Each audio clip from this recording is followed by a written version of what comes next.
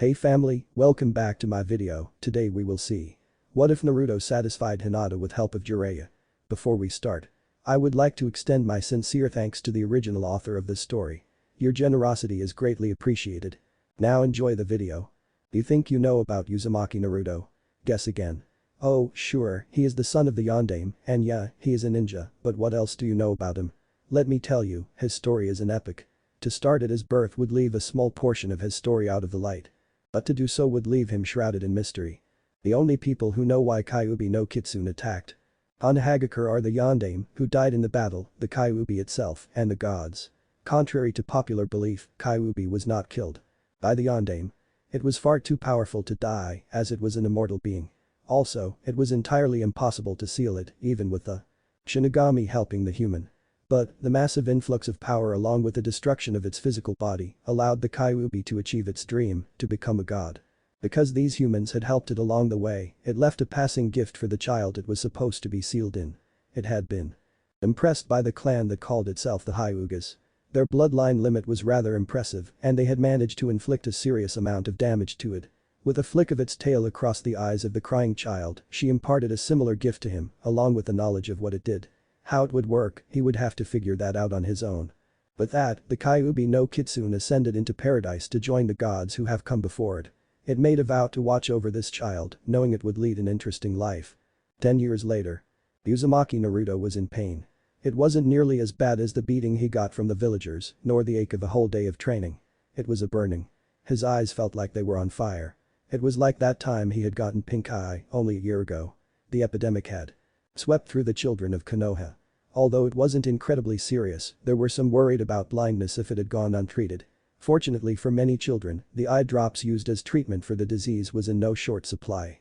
His eyes burned like that. He could dimly make out a blurred outline of his dresser as he sat up. From the amount of light filtering through his curtains, it was morning. Naruto stood up and attempted to walk, only to find that his legs wouldn't hold his weight. With a loud thunk he hit the floor, unable to move. There was a sudden flash of light and Naruto saw the only way to describe it would be like seeing the dust floating in the sunlight, only it was a lot more there, almost. Like a stream moving through the air with a groan, he fell into blackness. Hey. Naruto felt a hand on his shoulder. Come on, sleepyhead, wake up. At the start, Naruto jumped up, scooting backwards and away from the person who had touched him. It was a reflexive action from the repeated beatings he had received. Whoa, slow down there. I'm not gonna hurt you. Naruto looked at his attacker. The loose clothing hid any definite physical features of this person. He couldn't figure out if it was a man or a woman. Its face was beautiful, but not definitely male or female. The robes were asexual as well, with the colors neutral. However, the blood-red eyes that looked at him were very scary. Who are you? That's not important right now. I have to explain something to you. Where am I? The person sighed. You're in a dream. Now shut up and listen. Naruto instantly shut his open mouth. Good. Okay, you remember your history class, right? Naruto nodded. Good. You know that the Yondaime defeated the Kyuubi no Kitsune, right? Again, Naruto nodded. You were lied to. The shocked look on Naruto's face was priceless. What? What do you mean? The Yondaime attempted to seal it into a human child. You were that child. However, he failed and the Kyuubi ascended. That's why the villagers hated you, because they believed that you were the Kyuubi or that Kyuubi had taken over your body. But, that's not true. I dare say, it will be a cold day in hell when a human gets the best of a demon lord. Naruto laughed at a mental picture of frozen flames. But, Kyuubi was impressed by their efforts. It gave you a gift. You now possess a bloodline limit that far surpasses all others. However, it is both a blessing and a curse. If you accept it, you will have the ability to see and manipulate energy, what you know as chakra. This means, not only will you be able to mold your enemy's chakra, but also the chakra of any living creature you can see. Unfortunately, this means that you must give up the ability to produce chakra in your body. This means that you will have to live off of other people's chakra, but you'll have a near infinite supply from the creatures around you. Now, you can choose now, accept this gift, or continue life without it. Naruto was dumbfounded. He had a choice. Few people ever gave him that luxury, even over inconsequential matters. But, here he sat. Choosing between a bloodline limit and a normal life, well, as normal as he could have. Sure, he was shocked that he was supposed to have been the container of the Kyuubi no Kitsune, but somehow, it made sense, so he just accepted it. After a minute or so of weighing the pros and the cons, Naruto come to a decision. I've always wondered what it would be like to have a bloodline limit. I accepted. The person smiled and made a gesture. Naruto didn't know what that gesture meant, but apparently it made his eyes tingle. There you go, all set. Now, you have 1 week to learn a chakra transfer jutsu before your body stops making chakra. Oh, and before you wake up, be sure to tell that old codger the Sandaime to check the seal. He'll find it empty. Now, it's time to wake up. The world around him slowly faded. The person's voice slowly faded from a wake up to an een of Naruto's alarm clock. Groggily, he sat up and looked around. He pressed the button to shut off the alarm and stood up. His neck ached from the strange position he had fallen asleep in. The floor was definitely not comfortable. Naruto was definitely not a morning person. He was so tired he didn't notice the yellowish streams that floated in the air. Nor did he notice that the burning in his eyes that had been plaguing him for the past 3 days was mysteriously gone. He sluggishly made his way to his bathroom, where he stripped and stepped into the water. Forgetting that it wasn't instantly hot, he was immediately awake from the icy stream that hit him full in the face. After finishing his shower, he made his way back to his room, where he found some clean boxers and an orange jumpsuit that didn't have too many raiment stains on it. Before he left, he went to his mirror. Usually in the mornings, he would give his reflection a lecture on being strong and how he was going to become Hokage, but today he just stared. His usually shockingly blue eyes were different. They had faded to a pale blue that seemed almost white. All traces of a pupil had disappeared. Needless to say, Naruto was shocked. So, he did what came to his mind first. He screamed and screamed and screamed. He took a deep breath and started running down the street towards the Hokage tower, still screaming at the top of his lungs. Sandaime Hokage was just sitting down to a nice cup of coffee before the morning paperwork when the doors to his office burst open. A screaming Naruto ran into the room. Whoa, slow down, Naruto. Naruto hiccuped once and quieted down. In the excitement, Sandaime had spilled the coffee down his front and on several very important documents. Today isn't starting out well. Okay, Naruto, explain to me what happened. Naruto hiccuped again and started talking. He told Sandaime about how his eyes burned, about falling out of bed, about the dream, and about his new bloodline limit, and that he was supposed to tell him about the seal. Sandaime's face cycled through several emotions before he sat back and pinched the bridge of his nose. He could feel the headache coming on already. Naruto, come over here. Naruto walked around the desk and tried his hardest not to laugh at the brown stains on the front of the Hokage's white robes. Naruto, can I see the seal, please? Naruto looked confused for a moment before Sandaime pointed at Naruto's navel. With a nod, Naruto lifted up his shirt. The Sandaime went into a minor trance and let some chakra enter the seal. With a start, he realized that the seal, although full of chakra, was devoid of any and all consciousness.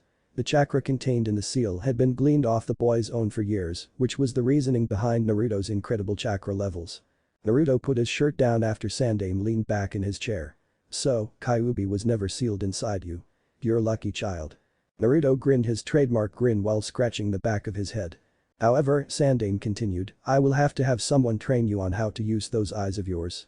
You said that it was inspired by the Byakugan and that it has much of the same effects, such as seeing chakra. Naruto nodded. And what better person to train you than the owners of the original? The Sandaime snapped once and a single Anbu materialized out of nowhere. I need you to bring Hyuga Hiashi here. Tell him it's urgent and it involves the secrets of the Byakugan. That should do the trick, but if it doesn't, tell him it's a direct order from me and, if ignored, will be treated as treason. The Anbu nodded and melded into the background. Naruto was bored. He sat on one of the chairs in front of the Hokage's desk, wishing this Hyuga Hiashi person would show up. The minutes passed. Finally, as Naruto was about to pull a prank he'd been thinking of, the doors to the Hokage's office burst open. An enraged Hyuga stormed in, babbling on and on almost incoherently. Naruto could only stare at the fury of the verbal barrage. The Hokage just sat there, smoking his pipe. Finally, the man shut up. Finished. Hi, Hokage-sama. Good. Now, it has come to my attention that a new bloodline limit has surfaced. Its effects appear to be eerily similar to that of the Byakugan. Due to the fact that many would kill to get their hands on the Byakugan itself, I'm sure they wouldn't stop at just taking its cousin. So, I have a request that is in your clan's favor. And that would be, Hokage-sama. Take the wielder of this new bloodline and teach him. Make him a part of the clan if you have to, but train him and keep him safe. And who would this person be? Sandaime pointed and Hiashi turned to face Naruto. The demon brat. Is this some sort of joke? It was then that he noticed the boy's eyes. They looked exactly like the Byakugan, except for the coloring. The Byakugan was actually a slight shade of violet and extremely pale lavender. This boy's eyes had the same degree of paleness, only it was blue. Needless to say, he was stunned. A near replica of the Byakugan in the head of the most hated person in the village. He could only shudder at the repercussions against his clan's honor if they accepted him. But they must, if only to keep it secrets. Naruto looked on in amusement as the strange man's face turned several different colors before fading back to normal. The Ashi turned to Sandaime and spoke. I will take him in, but I have one condition. Sandaime raised an eyebrow before saying, and that is? You publicly acknowledge the child as a human and dispel any and all rumors of him being a monster. Oh, that shouldn't be a problem. He never had Kyuubi sealed inside him anyway. The Ashi paled, thinking that the Sandaime had just broken his own law and revealed the existence of Kyuubi to the child. Then, his ears caught up with his mind and he heard the last part. What do you mean, Kyuubi was never sealed inside the boy? I saw the seal myself, I know it's there. Apparently, Kyuubi was too powerful to be sealed and when his soul was ripped from his body, the influx of Yondaime's chakra caused it to transcend. In other words, it became a god. The Ashi paled again. If Kyuubi had been powerful before he shuddered. It appears that Kyuubi left a gift for Naruto when it left. Those eyes of his were it. Naruto told me that it spoke to him and told him it was impressed with the Byakugan and used it as a model for Naruto's own bloodline. That is quite some praise, coming from a former demon lord and a lesser god. The Ashi smiled at the thought. Before he could let his mind wander, he jerked himself back to reality. I see. I'll see to it that the boy's belongings are fetched from his apartment. Is there anything else you need, Hokage-sama? No, Hiashi, that is all. It appears that I am indebted to you. Should you need a favor, ask me, and I will do my best within the limits of my powers to see it accomplished. Sandaime grimaced at the horrible amount of political power he just placed in the hands of an already powerful clan head. But for Naruto, it was worth it. Then I shall be on my way. The Ashi turned to a now nervous Naruto. Come, child. I'll show you to your new house. And with that, Naruto found himself thrust into a new life with its own difficulties and advantages. Despite the drawbacks, it was better than what he had before and he was content. Hey there, Halo here. How do you like it? It's only one shot at, but if you like it and I get good reviews, I'll write some more chapters. Anyway, I don't have a lot to say but check out my other stories. Laters. Chapter 2. Hey, everyone, Halo here. Wow, I didn't expect this much of a response for the first chapter and in 12 hours no less. What really hurts is that this story has had more reviews than my other story. Which has been up for about a month or so. Strange, huh? And this story was one I just had to get off my mind and I only published it at the insistence of my beta reader. She got bored so I typed this up for her and the rest is history. Anyway, I'm going to respond to your reviews now. The randomly random randomness, dude, I love the name. To almost everyone else. As you can see, I'm already writing the next chapter, so rest assured that I'll continue it. Also, pairing will be Naruhina for the simple fact that, well, I'll just let you read about it. To everyone who commented on the bloodline. Yeah, I know it's cliché, but Naruto doesn't have Kyuubi, although the seal does hold a massive amount of chakra. Therefore, I had to give him something that was cool, and I always thought that the Byakugan was better than the Sharingan.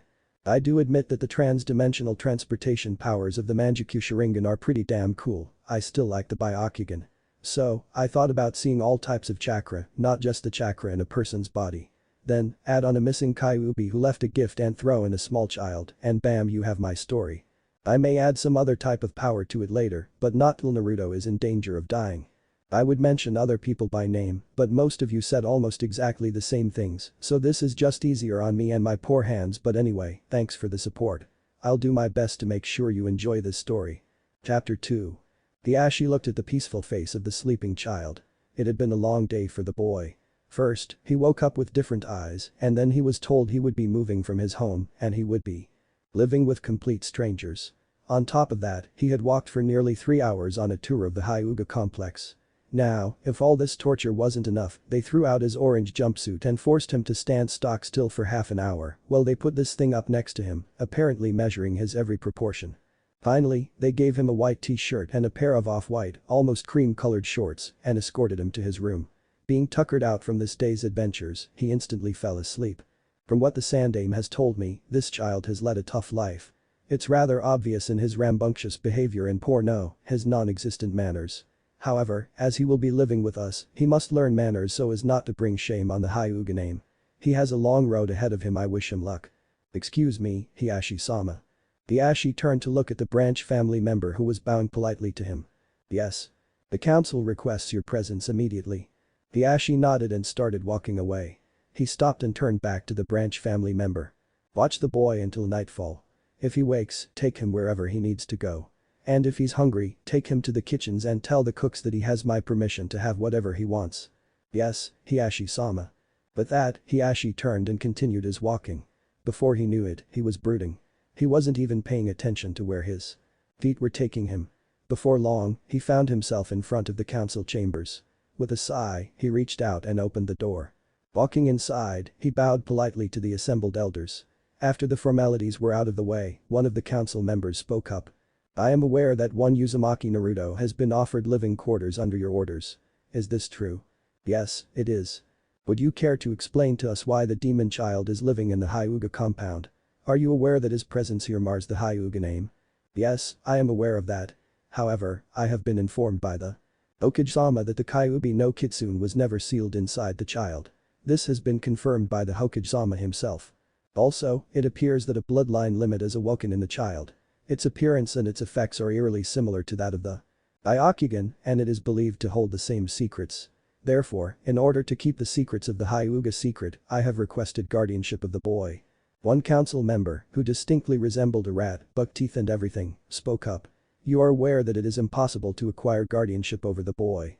The Sandaime Hokage-sama had long ago emancipated the boy, giving him full citizenship and giving him full rights and privileges of an adult. Yes, I am aware of that. But, in order to keep the Byakugan exclusively in the Hyuga family, I wish, with the council's permission, to betroth my eldest daughter, Hyuga Hinata to Uzumaki Naruto. If the council members were surprised, they didn't show it. A vote was taken. In the Hyuga council, votes are taken using beads. A white bead is a vote in favor of the subject, while a black bead is a vote against it. A bowl with 2 sections is passed around the table. And each member deposits a bead in its respective sides. Whites on one side, blacks on the other. When the bowl reaches the council leader, he counts the beads and then proclaims the results of the vote. Just like he was doing now. 25 votes in favor, 25 votes against the proposition. In the event of a tie, it is required that the council leader break the tie. His choice would change the future of the small boy who lay peacefully sleeping in his room, oblivious to the power this man held. The man held a clenched fist over the bowl. Everyone in the room waited, breath held. The man's hand slowly opened and the bead he held in his hand dropped. It seemed to hang in midair just long enough for everyone to catch what color it was. The white bead landed amongst its fellow white-colored markers with a small clink. Hiashi let out the breath he had been unconsciously holding. He smiled to himself, knowing that the secrets of the Byakugan were safe. The council leader stood. The vote has been passed, the deed is done. From this day on, Uzumaki Naruto will be known as Hyuga Naruto. He shall be given the status and privileges of a main branch member. Starting tomorrow, he is to be taught etiquette, poise, and the Gyuukin fighting style. He is to be refined into an honorable and polite main branch member. Anything short of perfection will be frowned upon. The council leader struck a small gong. This meeting is adjourned. Hiashi smiled and thanked the council. Tomorrow would be a long day. Hyuga Naruto slept peacefully, unaware of what was to come. To say that Naruto slept well would be a massive understatement. It might have been the feather-soft bed he slept in, or the memory foam pillows. It could have been the silk sheets, or the goose-down blankets. It could have been that the sun wasn't shining through rips and tears in his curtain. No, it was that, for the first time in his life, Naruto felt safe. He no longer felt in danger of the villagers breaking into his house in the middle of the night and kidnap him, dragging him away to be tortured. With a yawn and a stretch, Naruto came fully awake. Just as he sat up, there was a small tapping on the door to his new room. Excuse the intrusion, Naruto-sama, but I have been requested to wake you. Naruto-sama. No one has ever called me that before. The door slid open, and an 11-year-old boy stepped into the room. He wore the typical white or cream-colored jacket that all Hyuga seemed to wear, along with black shorts. His right leg was bandaged down past his knee. He had black sandals. His hair was tied into a very loose ponytail. As he was a Hyuga, he had the supremely pale lavender eyes, but the coldness in them made Naruto cringe. My name is Hyuga Niji. I have been instructed by Hiashi-sama to present you with 2 things. A letter and a new set of cloths. The boy held out a brown parcel in one hand and a scroll in the other. Naruto jumped out of bed and ran over to grab them with a small thanks, Niji-san. Naruto ripped open the package haphazardly. He pulled out the cloths and hurriedly got dressed. When he finished, he looked at himself in the mirror. Naruto did a double take at the image he saw looking back at him. It was like he was a different person. He wore black sandals with a small white Hyuga insignia on the side. His black pants were neither too tight nor too loose.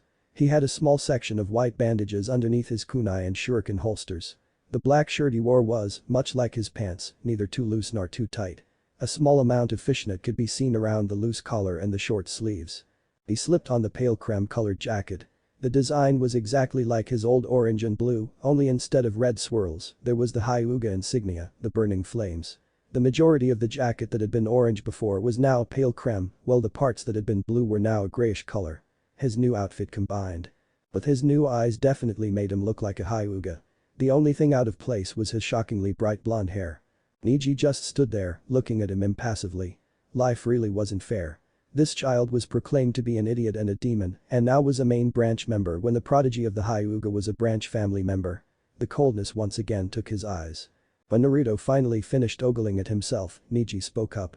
Hiashi-sama had told me to tell you that you are not to attend the academy for the next week.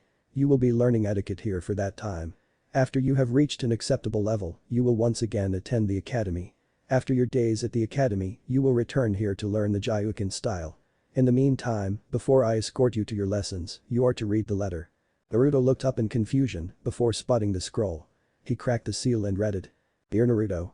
Welcome to the Hyuga family. From this day onwards, your name is no longer Uzumaki Naruto, but will be Hyuga Naruto. You have been accepted into the Hyuga family as a main branch member. As such, you will act with the honor and courtesy required by your social status. As a Hyuga, you will be taught etiquette, manners, proper speech, and the basics of politics. Also, you will be instructed in the ways of the Gyuukin. You will continue your courses at the Ninja Academy after you have reached an acceptable level of poise. You are to dress and act with dignity at all times. You are to conduct yourself as a Hyuga should. Any breaches of conduct will be dealt with severely. However, you will be granted an allowance of 10,000 ryu, and I'm making 1 ryu equivalent to 1 yen, which is roughly equivalent to an American penny, per month. You will receive your first allowance after you complete your etiquette course. Again, I welcome you to the Hyuga family and I hope you will enjoy your new life. Hyuga Hiashi. Naruto-sama. It would not do if you were late to your first lesson. Naruto looked up. He was trying to digest all this information. Thanks to how hectic yesterday was, he was more than accepting of this news. So, with a grin, he followed Niji to his first lessons. Hey there, Halo here again. Well, this concludes the second chapter. Yeah, I know, it was kinda short, you'll upload the next as soon as I can. I'm kinda just making this up as I go, so be prepared for plot holes. Well, till next time. Chapter 3. First of all, I would like to thank Omega Guardian and Marine Brother Shran for correcting me on the spelling of Byakugan. Apparently, I'm wrong. Meh, anyone can make a mistake, right? Cowers in fear as his beta whips him for posting without sending her the rough draft. Ouch, I am sorry. Okay, to explain Naruto's bloodline there are 3 main things I need to address. Naruto's bloodline is like the Byakugan because he can see chakra. It's different because Naruto can't see 360 degrees and can't see through walls and the like. However, the Byakugan cannot see natural chakra. It can only see human and demonic chakra, at least in my story, that's all. Also, summons are lesser demons in my story. Naruto's body does lose all ability to create and store chakra. However, he can store chakra in the empty seal. The seal, like I stated in chapter 1, already holds a large amount of Naruto's chakra. It had been sucking it from him at a slow rate and was being used to heal Naruto at an extremely fast rate, much like the Kyuubi did in the canon. This is where his ability to see all types of chakra comes in. He can use that to suck chakra from his surroundings. If he sucks too much, he could kill a person or a plant or something like that, so it should be used with care. The rules of absorbing chakra are that he cannot suck more than he can use or store at the time, as it will slowly dissipate into his surroundings. So, when his seal is full, any excess will become a chakra shroud, think Kyuubi chakra in canon, and can be used to block weapons and the like. The other thing is that normal humans can't stand natural chakra unless they have this bloodline, so if people try to suck Naruto's chakra, they'll either die or lose all ability to mold chakra. Other than that, I don't think there's a lot to say. Oh, wait, any attacks to his Tenketsu, SP. A chakra hole is what I mean. Until I get the spelling, it'll just say chakra holes. Will not affect him, as he doesn't have his own chakra. Okay, enough ranting. If there's any other questions you want answered, it'll either PM you or answer it on the next chapter. Now, on to the show. Chapter 3. Naruto-sama, pay attention. Naruto continued to stare into space. Man, this is boring though. The ruler slapped his wrist and Naruto was brought back into the real world. Naruto mumbled a string of rather strong curses under his breath, thinking his instructor wouldn't hear. He was wrong. Of course, his reward was another slap on the wrist. It still hurt nonetheless. Naruto-sama, if you want to continue living in the Hyuga manner, you must pay attention. Naruto nodded and after a few minutes' diligence, started staring off into space again. The branch member sighed. I think it's time for a pop quiz. This brought Naruto back into reality. Neji-san, could you ask Hinata-sama if she would join us? Neji nodded and walked over to a slightly open door and slid it open to reveal the Hyuga heiress, red in the face, watching the lessons. And then Neji N.Nice H how are you? Hinata-sama Neji's voice was as cold as ice. Would you join us please? Hi. The shy girl stood up and walked over to Naruto and his instructor. Her posture was rather bad for the heiress of the strongest clan in Konohagakure. Her shoulders were slumped and she bent her back just a little bit in a slouch. Her movements were rather awkward as she was just entering a growth spurt and was not used to the length of her limbs. She flashed a small, shy smile at the blonde boy. Her face was tinged a very noticeable pink, contrasting with her pale creamy skin. No one knew that Hinata already knew Naruto. She had watched him during their time at the academy. She could name every prank he had ever pulled as well as all the victims, whether it was a person or an object. Her hands instinctively came up to her chest and her index fingers started pushing against each other, seemingly portraying her confidence fighting her shyness. Her shyness won every time. Hello, Naruto-san. The instructor spoke up. Now, Naruto-san, you must introduce yourself. And be sure to do it as I taught you. Konnichiwa. Boku no nami wa yu Hyuga Naruto desu. It's a pleasure to make your acquaintance. Konnichiwa, Naruto-san. Watashi no nami wa Hyuga Hinata desu. It's a pleasure to meet you. I hope we may get along well. Naruto smiled and turned to his instructor. You did well, Naruto-san. Remember, when speaking to people of your own standing, use either sama if you respect them or san if you are unsure. You may only use Kuner-chan after you know them well. And it is considered very impolite to call someone ba-chan or jai-chan. Never do so unless you have known them for years and you are on very good terms with them. Now, you may go play with Hinata-sama for the rest of the day if you see fit. Tomorrow, we will start table manners. Until then, Naruto-sama. With that, the branch family members stood and left. Neji was left to watch over the two. Ah no Naruto-san do you want to go pp play in the G gardens? Sure Hinata-san. Naruto stood up and grabbed her hand, dragging her behind him as he ran off in a random direction. After a moment, he stopped and looked back at the furiously blushing Hinata. Ah no which way are the gardens? Hinata blushed and giggled a little. Take a left. Here, I'll show you. Naruto thanked the girl as she started walking at a rather brisk pace. They soon reached the gardens. The gardens were beyond beautiful. Naruto had never seen anything like them. The grass was cut a uniform length and was completely even in thickness through the entire place. There was a small pond shaped like a dumbbell, two main pools connected by a channel. A small red bridge stood over the channel. Off to one side, there was a small shrine in the traditional Shinto style. Along the gravel paths that wandered through the immense flowers were a myriad of stone statues. Some looked to be carved out of stone, other wood, and a few looked to be metal. There were even some that appeared to be solid gold. Near one side of the pond, a pile of stones had a small spring at the top. The water cascaded down the stones, creating an extremely relaxing trickling noise distantly similar to rainfall. Hinata giggled as she watched her crush. He was standing as he had been taught. His back was straight and his shoulders were back. His chest was thrust out slightly, but not so much as to appear arrogant. His posture conflicted greatly with his expression. Naruto bore his amazement like a banner that said wow. Hinata was again pushing her fingers against each other. She was again having a mental battle. However, for the first time ever, her confidence won out, albeit barely. She reached out and grabbed his hand, leading him through the flower beds. As she talked, her stutter gradually lessened and had almost disappeared by the time they had reached the shrine at the end of the path. Hiashi sat in front of the shrine. He had lit some incense for his deceased brother's soul, much as he did every day. He still blamed himself for his brother's death and Niji's cold demeanor. He was meditating as he usually did at this time of the day when he heard voices. It was Naruto along with someone he didn't recognize. The voice sounded eerily similar to his daughter's, but it couldn't be hers. Hinata always stuttered horribly and this girl showed almost no sign of such an impediment. Finally, the voices stopped as their owners had rounded the bend to see Hiashi sitting there in the lotus position. Think Indian style. But the small Hinata stopped in the middle of her sentence.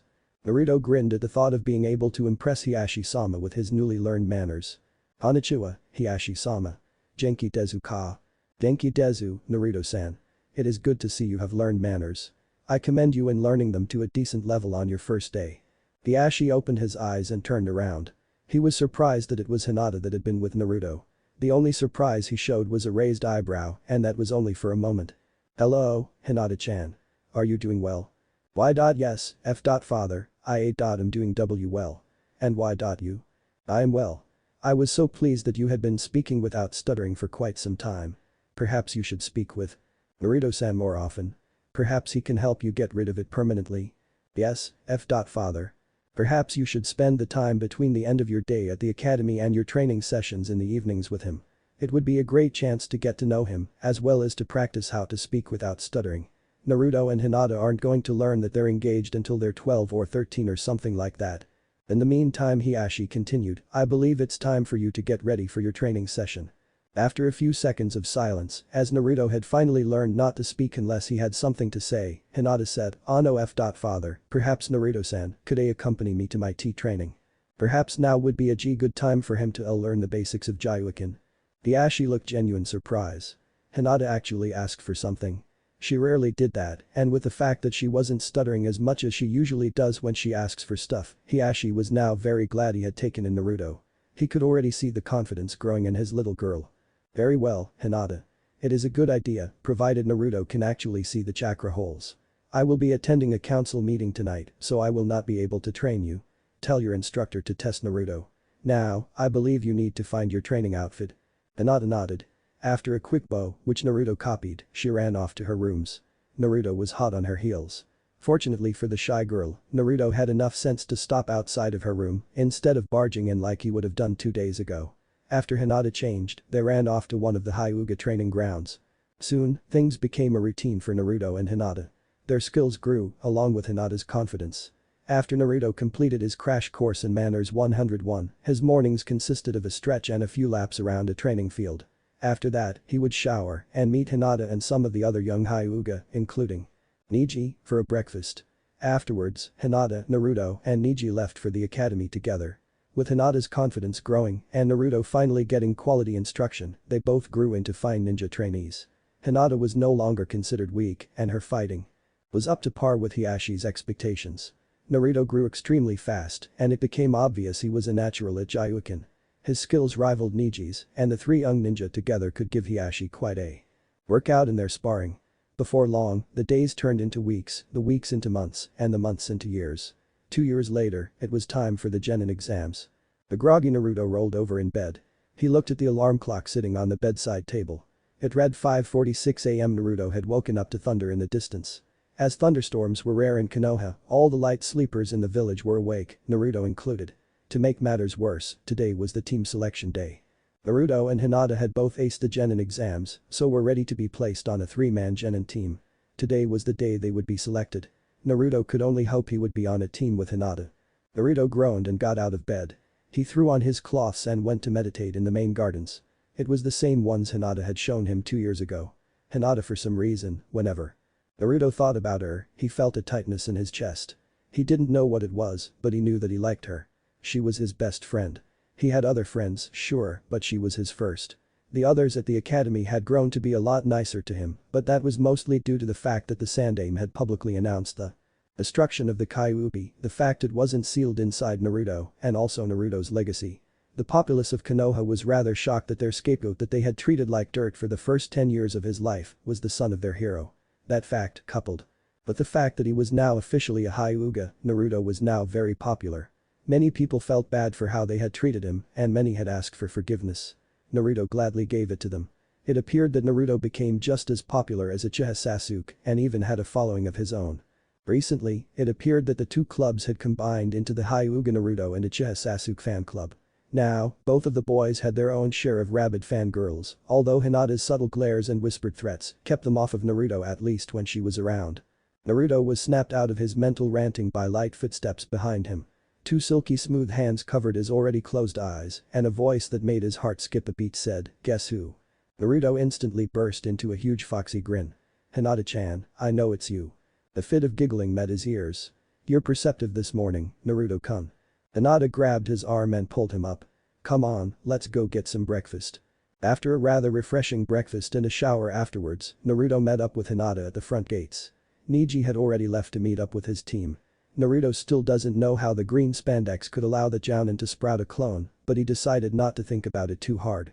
The green spandex seemed to be a living thing, as did those things that sat over their eyebrows.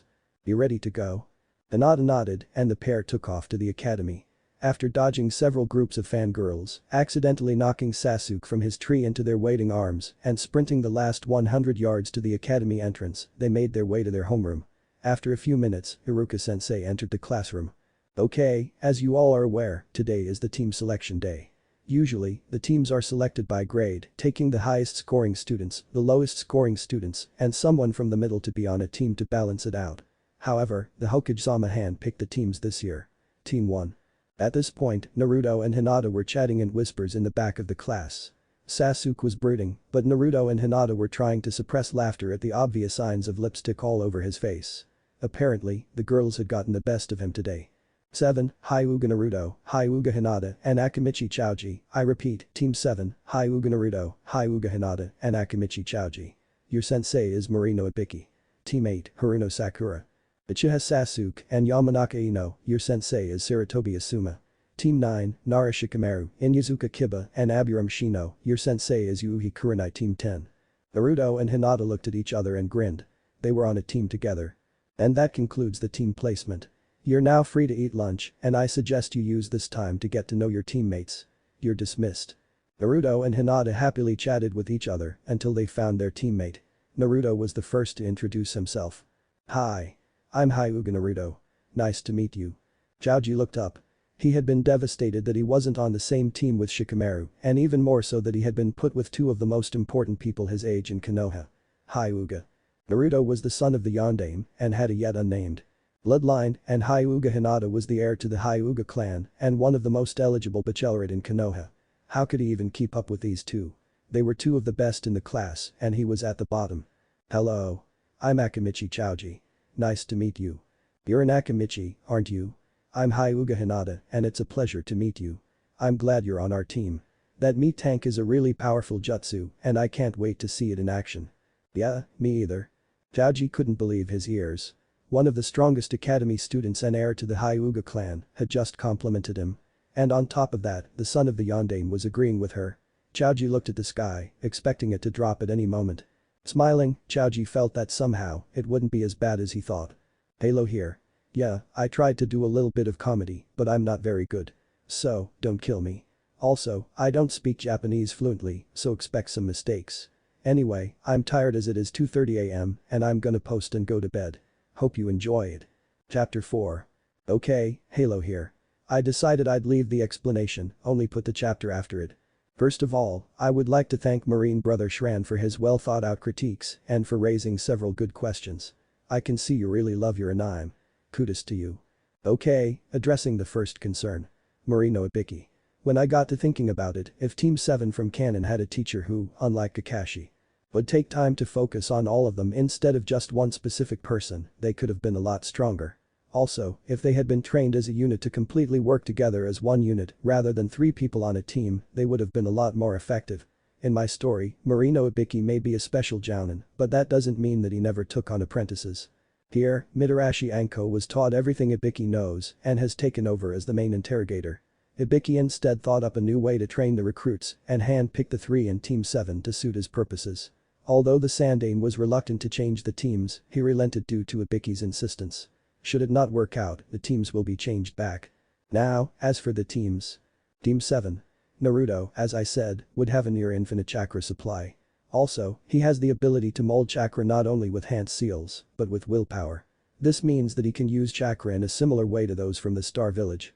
I don't remember its name, meaning, he can attack with pure chakra from extremely long distances. Also, as he knows Jaiukin, he is very efficient in close combat.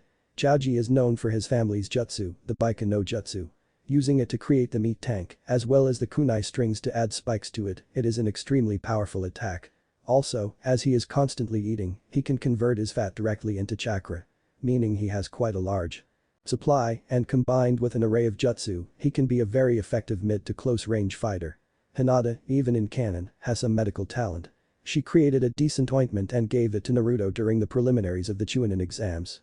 So, combining that with her Byakugan and extremely good chakra control, she has the capacity to be a medic nin even greater than Tsunade. Her eyes can't show any and all problems with the physical body, and with a little bit of psychology, she can find out problems of the mind. Ibiki, to be an interrogator as good as he is, must know a fair amount of psychology. Also, Hinata knows the Jyuukin, and combining that with a chakra scalpel, she can do both internal and external damages at the same time, giving her a large advantage in close range to jutsu.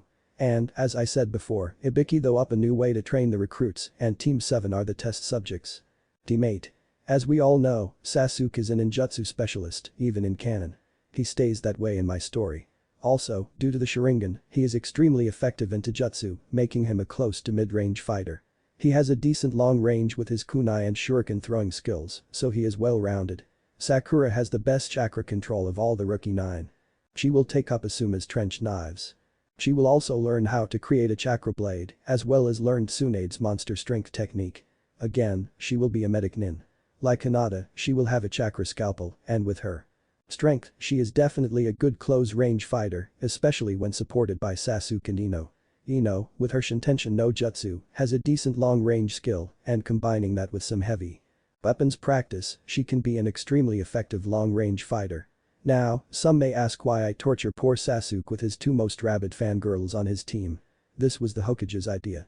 He knows that Sasuke wants to be an Avenger, so he has hopes that maybe Ino or Sakura can get over their fangirlishness and find a way into Sasuke's heart, softening him up a bit and preventing him from defecting. This covers all the bases for Team 8. Team 9. Yeah, I know they're usually Team 10, but I change things around a lot. They're probably the most specialized team of the bunch. While the other teams were built for combat, this team is solely for hunting, tracking, and retrieving. With Kiba and Akamaru's sense of smell, they can track and enter a group of nins with ease. Shino, with his bugs acting as scouts, can function in the same way as a Hyuga with an active Byakugan, only at a much slower chakra expenditure. Also, his bugs do eat chakra. Shikamaru is the brains of the outfit as usual and is the one who will get them out of the more complicated and dangerous traps, as well as setting ambushes and planning their next moves. Their strategy is very specific. Kiba and Akamaru track them down and distract them with their Gatsuga. Shikamaru then enters the battle with his Kajime no Jutsu to hold their opponents down. Finally, Shino swoops down with his army of bugs and completely drains their opponents, rendering them unconscious or dead, for easy retrieval. By the time they have captured their target, one of the combat specialist groups will have made an entrance and can cover their escape. Combine this with the advanced Jinjutsu skills that Kurenai can teach all three of them, Kiba might have a hard time with this, and they're an almost invincible team in their specific field. One more thing about Naruto's bloodline. I did say that he cannot produce his own chakra and he can see chakra, but not through people or things. However, he can draw chakra from his surroundings to use as his own chakra, keeping him alive. Also, he can store said chakra in his seal to prevent himself from dying in his sleep. And, because his can't see chakra, he can see the chakra that leaks out of the chakra holes. The chakra holes are meant to regulate chakra in the chakra circulatory system so that the chakra doesn't destroy a vein if too much is gathered in one spot. At least, that's my explanation for them, so, because Naruto can't see the chakra that flows out of the chakra holes, he can push chakra into those holes. Combine the effects of the Jyuukin itself, he also uses nature chakra, drawn from his surroundings. Normal humans cannot channel nature chakra and it can easily cause death upon entering your chakra circulatory system. Therefore, Naruto's Jyuukin can be a one-hit kill from hitting your arm. The normal Hyuga have to at least hit in the vicinity of the organs to do a one-hit kill. Yes, I know he seems powerful, but this was granted to him by a god.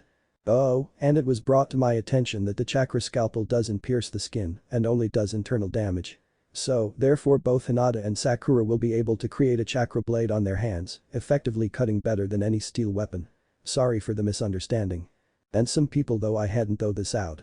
Damn it, I need to explain things better. Oh well. If there are any more questions you wish to ask, please don't hesitate to ask. I want my readers to understand what's going on in my story. And if you're lucky, I may give out a spoiler or two.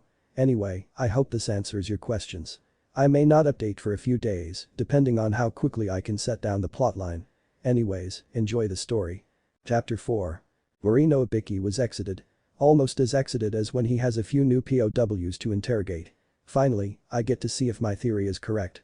It's gonna be hard for these genin, and if they come out of this sane, they'll be the strongest of the rookies. He chuckled at the thought. Sure, he would have to mentally and emotionally torture them to mold them into both a weapon and a human at the same time. Able to kill without emotion, but also able to have a social life and retain their sanity. This would be fun, but he would have to tread carefully. Ibiki found himself outside the academy. Time to pick up my victims, I mean my team. He made his way to where they were waiting. A small amount of chatter came floating through the slightly open door. Ibiki jerked open the door. The slam it made as it stopped its lighting made the entire room jump. Team 7. Naruto, Hinata, and Choji had been chatting quietly when the door slammed open. A rather intimidating man stood there. The high collar of the black trench coat ringed the man's neck, coming up almost to his ears. He had two parallel scars running diagonally down his face. Underneath his trench coat, he had a deep navy blue button-up shirt with its own collar hiding the man's neck. He wore his forehead protector like a bandana, covering the man's head completely, no hair showing. He wore nondescript black pants, and if he wore any shuriken or kunai holsters, it was hidden by his trench coat. His black combat boots replaced the usual sandals that most shinobi wore. The three on Team 7 jumped up and followed the intimidating man as he left. Not a word was spoken as they traveled to one of the training grounds. When they reached it, he stopped and turned to face them. My name, as you already know, is Marino Ibiki. I was the head interrogator of the Anbu Elite Ops up until a few days ago, where I transferred my position to my apprentice, Mitarashi Anko. I did so because I wanted to train a genin team.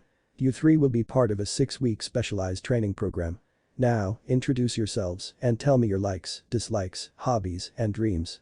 Naruto nodded and spoke first. My name is Hyuga Naruto. I like ramen, training, and my close friends. I dislike people who judge before getting to know people. My hobbies are training and practicing using my bloodline limit and finding out new things about it and its abilities. My dreams never really thought about it, but I guess it would be to become as strong as I can to hold up the Hyuga name and to protect my friends. Ibiki nodded. Next, he pointed at Choji. Choji stepped forwards. My name is Akimichi Choji. My likes are food and my friends. My dislikes are people who call me weight challenged. My hobbies are eating new foods, and my dreams are to become a strong ninja and a respected restaurant critic. Your turn, Ibiki says, pointing at Hinata. The shy girl looked down a little bit. She started playing with her fingers, but stopped with a look from Naruto. My name is Hyuga Hinata. My likes are training with Naruto-kun and learning new things. My dislikes are people who are mean for no reason. My hobbies are training with Naruto-kun and making medicinal ointments. My dreams for the future. The girl stopped there and blushed a deep crimson while staring at the ground. But now, you can forget about all of that. The three genin looked up at the man as if he had sprouted an extra head. Starting tomorrow at 0600, you are to report here every day. From now on, you do not have names. You are Team 7. You will be called Alpha, he points at Naruto. You will be Beta, he points at Hinata, and you will be Charlie. His voice was harsh, loud, and crisp. Imagine a drill sergeant from any army movie and you get the general idea of what he sounds like. From now on, you are not human. You are maggots. Impress me and you will move up to dirt. Should you manage to make me believe you are worthy of becoming a Konoha shinobi, only then will you become human.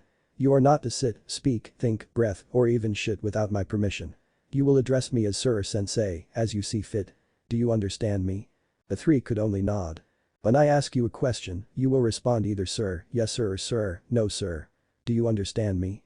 Sir, yes sir. I can't hear you. Sir, yes sir. Not half bad for maggots. Be here at 0600 tomorrow morning. If you are late, you will run laps around Konoha until I say stop. Understood? Sir, yes sir. Good. Dismissed. Right when the three finally though they were free, Ibiki turned to them. Enjoy yourselves tonight. It will be the last chance you have in a long time. With that, the three took off running, genuinely scared of the man. Naruto was in hell. Only a week had passed since they had started training. When they got to the training grounds in the morning, they were told to run 25 laps around Konoha. When they were done, they did exercises like push-ups, sit-ups, jumping jacks, and a myriad of other strength training exercises. When they finished that, they were forced to run through a mile-long obstacle course which involved them dodging kunai and shuriken, crawling under and over barbed wire fences, forced to go through mud on their bellies, climbing ropes and ladders, and jumping down a 30-foot cliff before climbing back up and doing it again. On top of that, if they didn't finish the obstacle course in less than 3 minutes, they had to repeat the entire process, laps around Konoha and everything. On top of that, each time they failed, Ibiki put a jutsu over them that made a miniature storm cloud follow each recruit, constantly raining on them. Needless to say, they were miserable. Ibiki was a harsh sensei. He constantly yelled at them, throwing every single insult he could muster at them. If and when they retaliated, they were swiftly beaten and thrown to the ground. Then, because they rebelled, they started their regimen over from the start. It was brutal. It had been going on for a week straight, and by the time they finished at sundown, they were too tired to do anything but run home, shower, and go to sleep. However, at the moment, they were crawling through the mud under a series of barbed wire fences and were forced to stay down, lest one of the myriad of kunai and shuriken that were flying overhead hit them. And to make it worse, Ibiki was throwing insults at them. You call yourself a shinobi. You're nothing but a tub of lard. I should have you split open and use. You're fat to butter my rolls. You are a disgrace to humanity. He leaned closer. Give up now, it'll make life so much easier on you. Poor Chaoji could only keep on crawling, oblivious to the tears that were streaming down his already mud-stained face. Ibiki turned to Hinata, leaving Chaoji to crawl out of the pit and run to the rope ladder and try to climb up. You're weak, aren't you, maggot? Answer me. Sir, yes sir. Hinata's voice was barely audible, I can't hear you. Sir, yes sir. That's better. Get your ass in gear and get out of my sight, maggot. Hinata started crawling faster in an attempt to get away from their instructor. He followed her progress through the course and they finally reached the end. You maggots did better today, but you still didn't beat 3 minutes. Start your laps. Naruto groaned under his breath, fed up with the torture. Ibiki heard him, instantly rounding on the boy. Did I just hear you complaining? Sir, no sir. I can't hear you. Sir, no sir. Bullshit. Tell me what you think of your training. Sir, I love it sir. I only wish the other graduates could enjoy it as I do, sir. Well, maggot, since you enjoy it so much, you can double all your exercises. That goes for your teammates too. Now get your asses in gear, maggots. The 3 trainees started running, internally grimacing at the 50 laps around Konoha they were facing. Not even training under Hiashi-sama was this bad, Naruto thought. Flashback. Naruto stood in front of the Hyuga, cringing in fear. The man was glaring at the boy. Naruto was seemingly useless. He was clumsy, moved extremely slow, and couldn't seem to get even the basic stances right. You're worthless. I want you to go through all the kata I showed you until you can get them right and at the same speed I showed you. Until then, you will not leave the training grounds. Naruto grimaced and started the most basic poses, gradually shifting through each strike and block before continuing to the next. Hiashi just stood there, watching the boy and striking each offending arm or leg that was out of position with his cane. Around dusk, Hiashi left. The next morning, Hiashi woke early and went to Naruto's room, expecting to have to drag the boy out of his bed. To his surprise, the bed hadn't been slept in. He went to the training grounds to see Naruto still there, running through each kata and stance. Hiashi was rather surprised to see the boy still there and awake, but even more shocking was that he had each one perfectly down. Hiashi smiled. At least he is dedicated. Hiashi smiled at the boy, finally speaking, I see you got them all down. Naruto turned to look at the man. He could only smile before he collapsed onto the white sand that was the training terrain. Hiashi called for a branch family member to pick up the boy and take him back to his rooms. At Naruto he'll make a fine Hyuga and an even better husband for Hinata. Then flashback. It was now the 3rd week. Hinata was panting with exertion as she climbed up the face of the cliff, using chakra to stick to the sides. She had been the first to figure this out and with careful whispers, she had told the other 2 how to do it. She reached the top and back flipped off of it, gracefully turning in the air.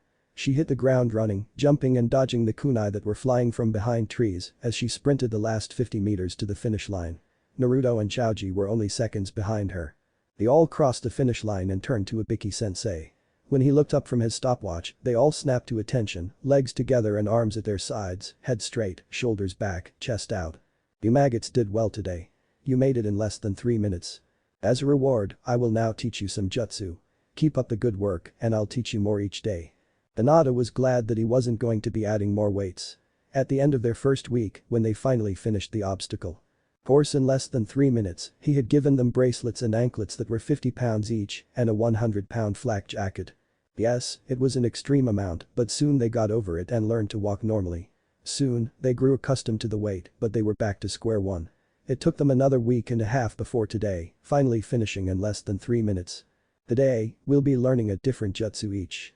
Charlie, remember these seals. Ibiki flashed a series of seals at Chaoji before putting his hand next to his mouth in an O shape, blowing through it. A huge fireball exploded outwards, burning down several trees and scorching several others in the vicinity. That was Kaiten. Kikaku no Jutsu.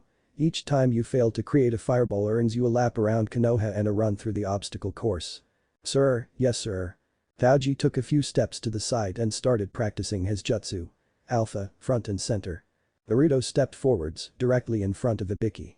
The jutsu you'll be learning doesn't require any hand seals. However, it takes an immense amount of chakra, as well as near-perfect control to master. Gather the chakra in your palm. When your palm is glowing, thrust your hand forwards and release it in a cone shape. Be sure to let it explode outwards, like this. Ibiki thrust his hand outwards, and a huge blast of blue chakra blew outwards in a roughly cone-like shape. It hit several trees, instantly vaporizing the places they hit and scorching the ones that only took a glancing blow. Now, get practicing. Sir, yes sir. Beta. Hinata just looked straight at Ibiki walked up to her. He raised a hand and a woman in a doctor's outfit walked into the clearing. This is Maiho-san. You will be learning some advanced chakra control exercises as well as some medical jutsu. You will treat her with the same respect you show me. If I catch even a whisper of you not paying attention, you will run 500 laps around Konoha, regardless of the time it takes you to do so. Are we clear?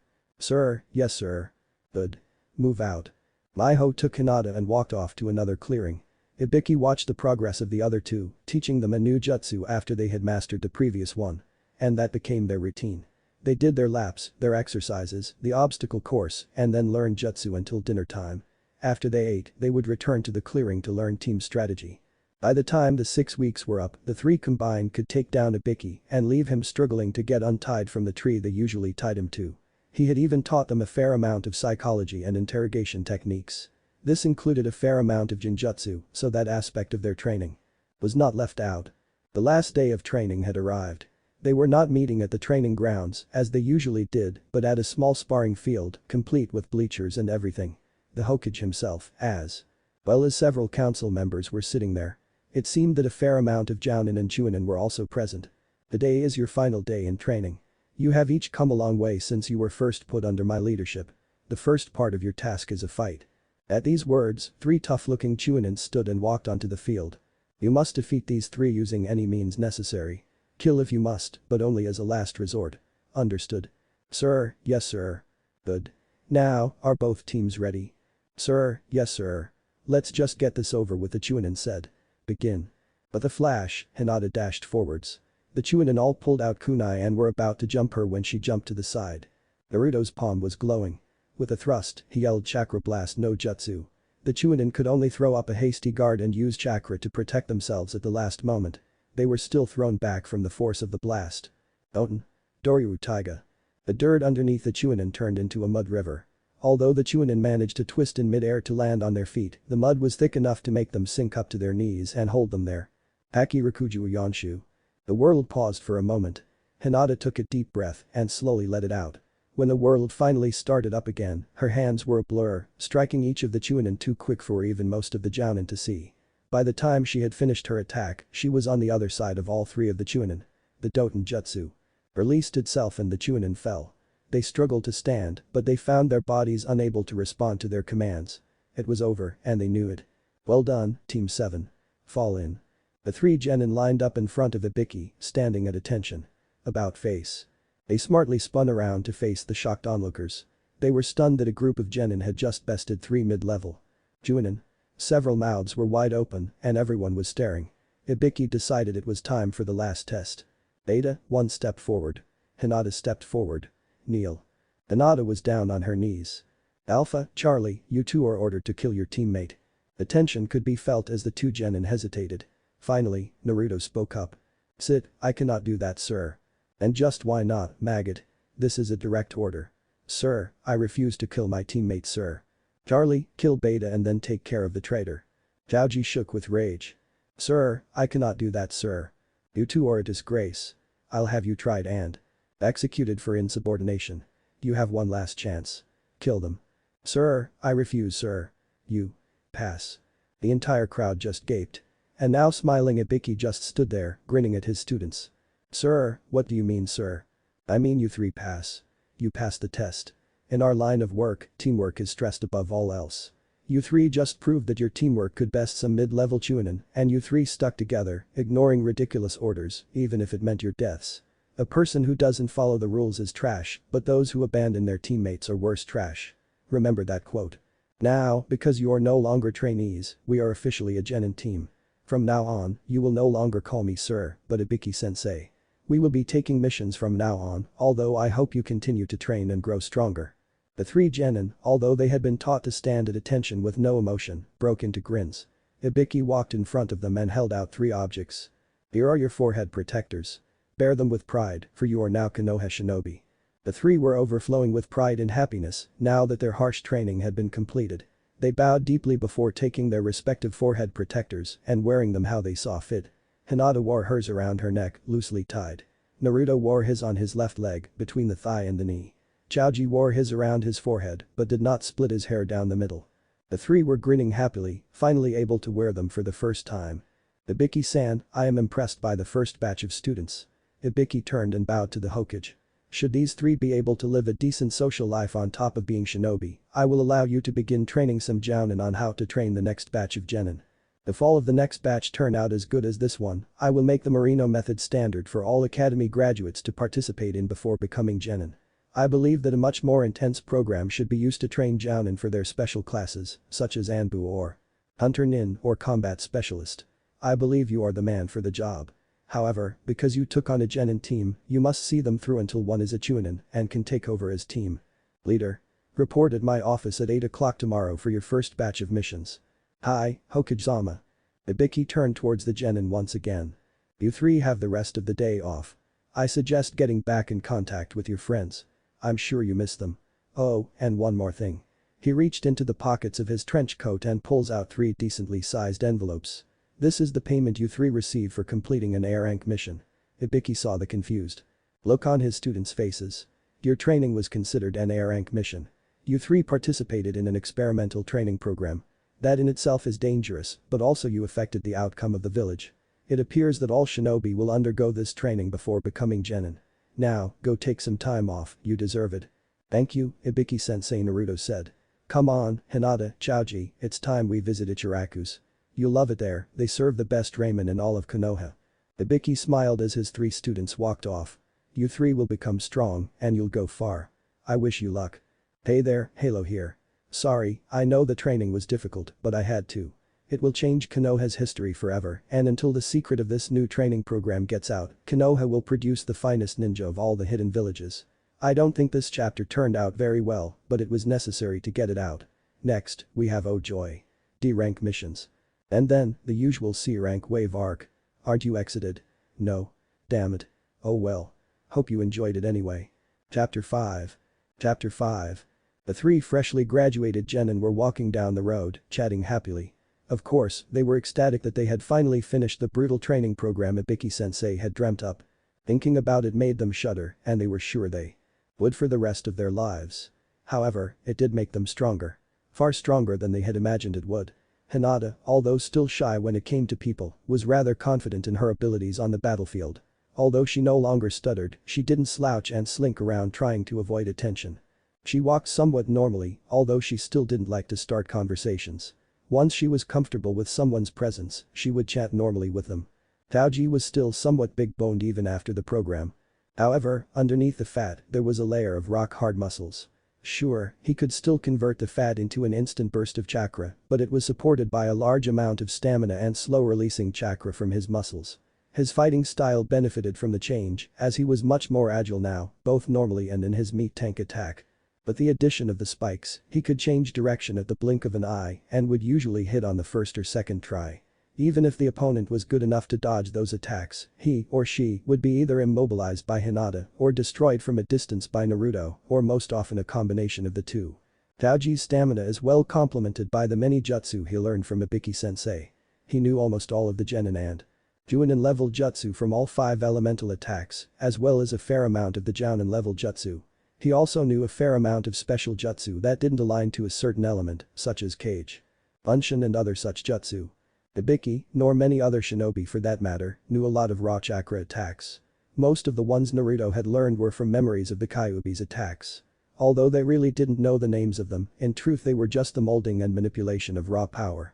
However, Naruto had developed a number of original attacks, such as the Amatsu Tenshi no Senshu. Heavenly Angel's Bow, it basically created a rod of pure energy in one of Naruto's hands. Then, with a chakra string, he bent it and created an arrow of pure chakra. It worked a lot like a normal bow, but the arrow could do a myriad of things, such as explode on contact or completely burn through an opponent. If he aimed the bow correctly, it could be used to knock out and even burn Tenketsu. A burn Tenketsu is like a chakra burn, but because of the damage, it is closed until it is healed. It requires a lot of chakra to use, as well as a rather decent spin to the chakra entering the Tenketsu to do enough damage to burn it shut, making it almost impossible to use during close combat, making it impossible to use with Jyoken. Because of all this, Naruto has become very skilled as a long-range fighter, and as Ibiki-sensei had taught all of them Kage Bunshin, Naruto could create an entire army of chakra archers, making for a rather painful volley of well-aimed arrows. It was extremely deadly. Also, Naruto was the supplies officer for the team, meaning he used special sealing scrolls to seal away the large supply of food that was consumed between him and Chaoji. It saved both space and weight, and they could seal as much stuff as they had scrolls and ink without changing their weight too much. It also came useful for weapons and medical kits and other such odds and ends. Putting the scrolls in plastic bags made them impervious to water, so they never had to worry about running out of supplies while on missions. Ibiki-sensei had really covered all the bases with his training. Despite their intimidating skills, the three had come out of the training relatively unscathed, mentally. Although they hated the training and didn't like thinking about it, they were all much stronger because of it, and therefore they were glad they went through it. If they had the chance to go back in time to undo the training, they wouldn't stop it for all the money in Fire Country. Now, they knew that they were going to be accepting missions tomorrow and were rather excited. But they had tonight off, and due to Naruto's obsession with ramen, they were going to Ichiraku's. As they were nearing the stand, they, quite literally, ran into several rather grumpy people. Of course, no one from Team 7 fell down, but the other people weren't so lucky. "Oh, I'm terribly sorry," Naruto said, extending his hand down to help up the person who was sitting on the ground, rubbing her rather tender behind. "Watch where you're going, dope." The icy yet apathetic voice that spoke was very familiar to Naruto. "Ah, who are you calling dope?" Uchiha-san said Naruto, his voice having a rather stinging edge to it. "As I recall, you were runner-up in the class rankings, beaten by who was it again?" "Oh, that's right, it was me. I guess I'm just not so full of myself that I go about claiming to be superior to everyone else because I scored higher than them." The last Uchiha in Konohagakure, said to be the most cold-hearted shinobi in Konoha, bested only by Ice Queen Kurenai, was livid. His face was a rather unhealthy shade of red, and several veins could be seen on his forehead and neck, sticking out rather painfully to everyone looking at him. "You may be the last Uchiha, but you're still no Hyuga. Go off and play shinobi with the academy students. You're wasting my time. Come on, guys." With that, the three walked off. Chaoji, who had hated Sasuke because he was one of the kids that had teased him when he was young, just brushed past him, ignoring the genin. Hinata made a quick apology and left with a small bow, but as it was little more than the nodding of a head, it enraged Sasuke even more. Sakura and Ino were obviously torn between their two idols. Sure, most of the adults didn't trust Naruto, even after they learned he didn't have Kyuubi sealed inside of him, and that he had been adopted and carried the full weight of the Hyuga name behind him, but most of the younger generation was a part of the Hyuga Naruto and Uchiha Sasuke fan club. To see both objects of their affections fight with each other was rather distressing. After a moment, the two girls started trying to soothe Sasuke's bruised ego and calm the boy down. "Don't listen to him, Sasuke. You're better than him any day. Yeah, I bet he couldn't beat you in a fight if his life depended on it." How ironic those words would be. Sasuke just brushed them off, shaking his shoulder to remove their hands that had been set there, and walked off, hands in his pockets, brooding. "I'll kill my brother, and when I'm done with him, you're next, Hyuga Naruto." With that, he walked off to go train. When Naruto, Hinata, and Chaoji rounded the corner, they burst out laughing. Uchiha Sasuke, although popular amongst most of the girls, save for Hinata, was not very well liked by the younger generation. He was coddled by the adults and merely tolerated by his peers. His rather stinging remarks, when he spoke at all, were not taken kindly by their targets. "Nice one, Naruto. You really handed it to him on a silver platter," Chaoji said, with a large grin. "Naruto-kun, you play the part of a stuck-up Hyuga almost as good as Nijinai-san.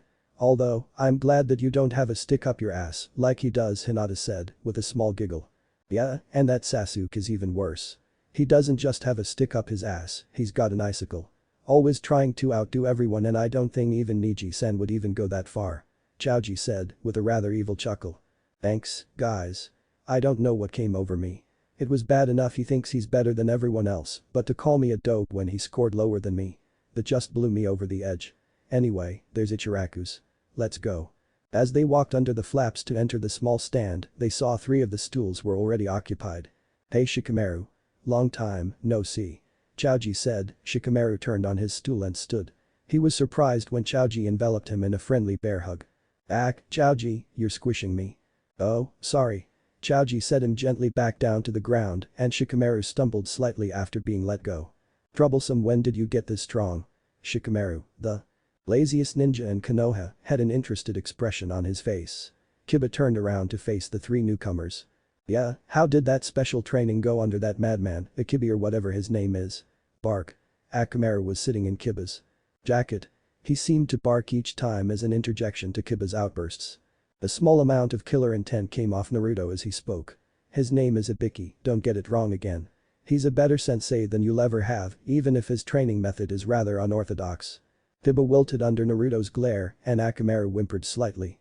His eyes were as intimidating as the Hyugas in full Byakugan. Although Naruto never got the veins and his eyes were always active. He softened and gave Akamaru a little pat. "Nice to see you again, Akamaru. How's Kiba treating you?" Akamaru barked once and would have been shaking his tail if he wasn't in Kiba's jacket. He said he's doing fine and I'm treating him well. You should see how strong he's getting. "DCH, troublesome," Shikamaru said, turning back to his bowl to eat. "I would like to know how far you 3 have progressed as well." Naruto raised an eyebrow.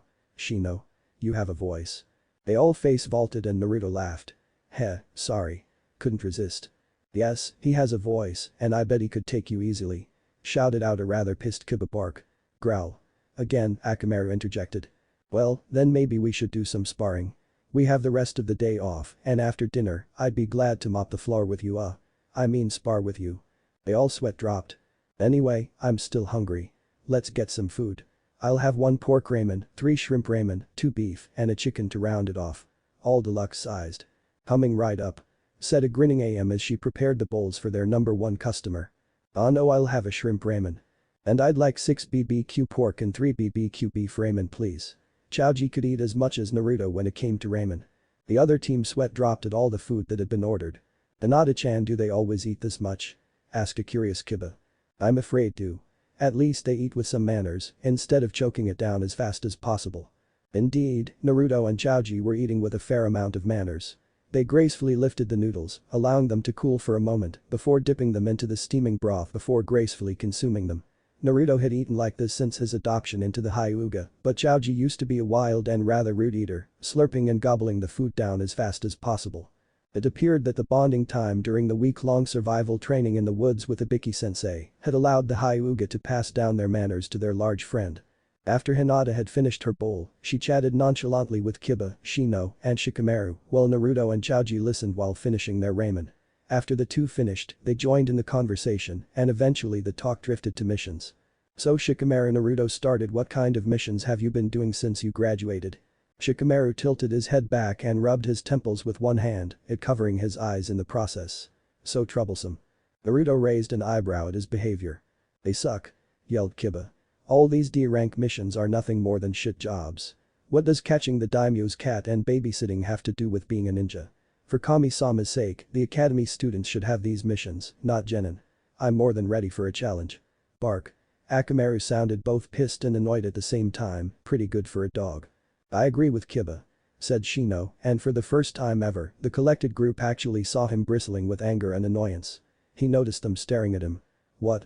"Nothing," they all said in unison, finding various objects around them suddenly incredibly interesting. Who knew that salt shakers and the back of AM's head could be so interesting? After a moment of awkward silence, Naruto stood up and pulled out his wallet, paying for his ramen and leaving a decent tip. "Well, it's getting late, so if we're going to be doing some sparring, we should get going." "Yes." Choji and Kiba shouted in unison, eager to test their abilities. "Troublesome," Shikamaru said. Hinata and Shino just stayed silent, following Naruto as he got up, walking off to the training ground. After a half hour, enough time for Naruto and Choji to digest their food intake without worrying about vomiting during the exercises, they arrived at a training field. "Before we start, we should all do some stretches and some warm-ups. Hinata may be a good medic nin, but we still don't need to be pulling a muscle or tearing a tendon because we were careless." Even Shikamaru, with a small troublesome, joined the group in stretching and doing some laps around the training field. As they were not looking for an intruder or an observer, no one noticed that Sasuke had taken up a position in a tree with a pair of binoculars too. Watch the action. He had been brooding on top of a roof as the group went by and had decided to follow them when he heard Kiba shouting out challenges to everyone, exited at the prospect of sparring with them. He had dashed home to grab his binoculars after finding out where they were sparring. He had arrived back in time to see them finishing up their last couple of laps. "Okay, how should we do this?" Surprisingly, it was Shino who spoke up. "We should go one-on-one fights. As a team, we are specialized for hunting and retrieving, not combat. We, as a team, only have the advantage with our surprise attacks." Naruto nodded before pulling out a scroll, and after looking through it, he palmed a set of kanji. With a small puff of smoke, a board game puffed into existence. They all sweat dropped. "Boy, Naruto, what's the game for?" shouted Kiba. "I don't want the game, I want the dice." Naruto pulled out the dice and gave one to each person. "Okay, this is how it'll work. The lowest rollers from each team will fight each other, as will the high rollers. The two left will fight each other also. Any objections?" "Troublesome, but I think some rules should be placed down. 1. No killing blows. 2. If the fight is getting out of hand, those not fighting will stop it. And 3. No weapons. I don't know if Hinata can heal a pierced jugular from a slipped hand or a botched dodge. We don't need to be killing each other." Everyone either nodded or voiced their opinion, and Kiba did so rather loudly. "Good. Then let's roll." Everyone took their dice and shook it in their hands. "San Naichi go." Naruto counted down.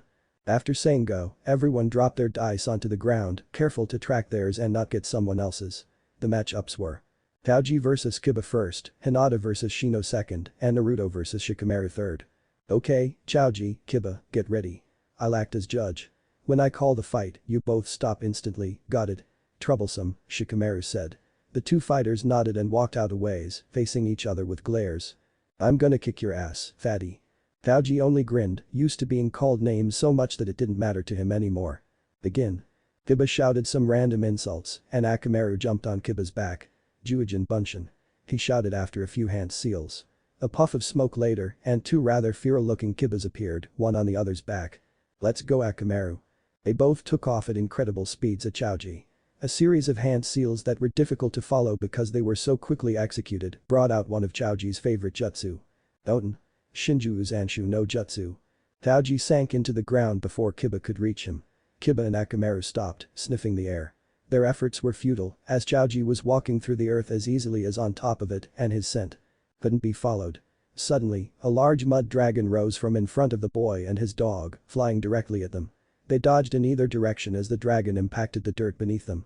The mud washed over Kiba's legs up to and over his knees, effectively trapping him in the bog-like goo. Akamaru was buried up to his neck. Taoji jumped out of the ground, and as he was landed, he finished a bunch of hand seals, calling out Kaiten. Housenkan no Jutsu. The fireballs he spat out impacted the area around the ninja and his dog. "Ah, your aim is so bad you couldn't even hit us," Kiba yelled. Taoji just landed and smiled. "Try getting out," Taoji said. Kiba looked down and saw that the dirt around him had been solidified and was nearly impossible to get out of. Akamaru could only whimper as he was stuck. "Winner, Taoji," said a slightly surprised Shikamaru. Taoji grinned and sank into the dirt once again, only to pull Kiba and Akamaru under and pull them back up to the surface. Kiba looked crestfallen. Taoji reached his hand out. Kiba slowly moved his hand into Taoji's, and the shook. "Good fight, Kiba." "Thanks, Taoji." "Okay, Hinata vs Shino. Get ready." Naruto shouted, eager to get to the next match. The two fighters walked out to the middle of the field and nodded at each other. Hinata fell into her Gyuukin stance, while Shino just stood there. "Begin." Hinata rushed at Shino, who just stood there. Hinata's hands were a blur as they flew out and struck several parts of Shino's body, flashes of chakra flying out his back. Hinata jumped away after noticing several hundred bugs trying to crawl up her leg. Shino just stood there, casually stretching his arms and legs, showing the Hyuga heiress that he was unaffected by her attack. "What? How?" asked Hinata. "Your attacks are chakra-based attacks. My Kikai bugs eat chakra. It's a simple matter of them coating my body and eating the chakra that would otherwise close my Tenketsu." Hinata suddenly felt weak. With a blast of chakra and a spin, she activated the Kaiten to remove the bugs from her back. Jumping after she finished, she used several decent acrobatic moves to jump away. She made the familiar cross seal and said Kage Bunshin no Jutsu. Several Hinatas appeared, each one taking up a position around Shino. As bugs managed to crawl up one, and after absorbing all the chakra in the clone, it dissipated. Hinata and her clones charged after the poof of the clone, throwing a myriad of Gyuukin attacks, as well as using a fist for several of the attacks, changing between physical and chakra attacks to keep Shino guessing. After a few moments, Hinata jumped back and her clones dissipated. Shino fell down to his knees and slowly fell face down onto the ground. Hinata stood back and relaxed as her opponent was down. Shino suddenly became a mass of bugs, which rose up in a wave and flew at Hinata, who jumped back and tried to dodge the attacks, only to run into the real Shino behind her. She spun around and attacked him. Surprisingly, Shino was decent at Taijutsu and managed to either block or dodge most attacks. By the time Shino was ready to collapse, the bugs had reached Hinata and started draining chakra. They both struggled to stay conscious, but failed and collapsed at the same time. I guess it's a tie then. Naruto ran out to Hinata and started shaking her as Shino's bugs withdrew into their host's body. "Oi, Hinata. Wake up." He pulled out a soldier pill and stuck it in her mouth. She involuntarily swallowed. After a few seconds, the pill took effect and her eyes flew open. She sat up suddenly and looked around. Naruto had just deposited another soldier pill into Shino's slightly open mouth. "Naruto-kun. What happened?" "I know you were sparring with Shino and you tied. You both passed out at the same time. You were great. You kept him guessing the whole time." Hinata blushed slightly. "Thank you, Naruto-kun." Shino woke and stood up, walking back to the sidelines. Hinata just sat there, staring into Naruto's eyes. So much like mine, but so different her thoughts eventually turned to other things. She blushed more. Naruto stood up and grabbed her hand, helping her to her feet. "Thank you, Naruto-kun." "No problem, Hinata-chan." He called me Hinata-chan.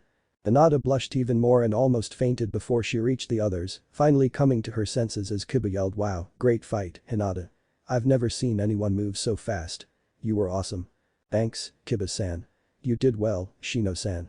Very clever use of a Bunshin hybrid. I thought it was you, but it really kept me guessing when it turned into a mass of bugs. You're very good." "Thank you, Hinata-san. You did very well yourself." "So troublesome, I guess it's time for our fight, Naruto." "Yeah, I guess so, you ready?" "Troublesome." They walked out to the middle of the field. Hinata decided to play the role of judge in place of Shikamaru, as he was now fighting. Sasuke, still unnoticed by everyone, looked on with anticipation. "Time to see your abilities, Naruto Baka." Naruto took up a Gyuukin stance, only where his outstretched hand should have been sideways, it was held much more like Rock Lee's. His backhand was held normally and his weight was shifted backwards. "Ready?" "TCH, troublesome whenever you are." Naruto didn't notice that the shadows under Shikamaru were already stretching out to him. "Begin."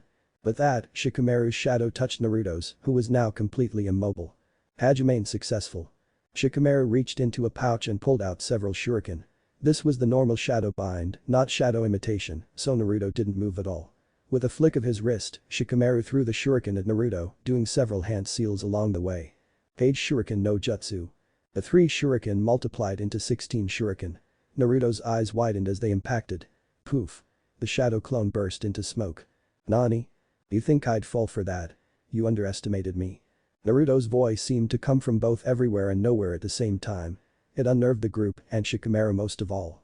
"Now, let's end this. Amatsu Tenshi no Senshu. Yusaisha."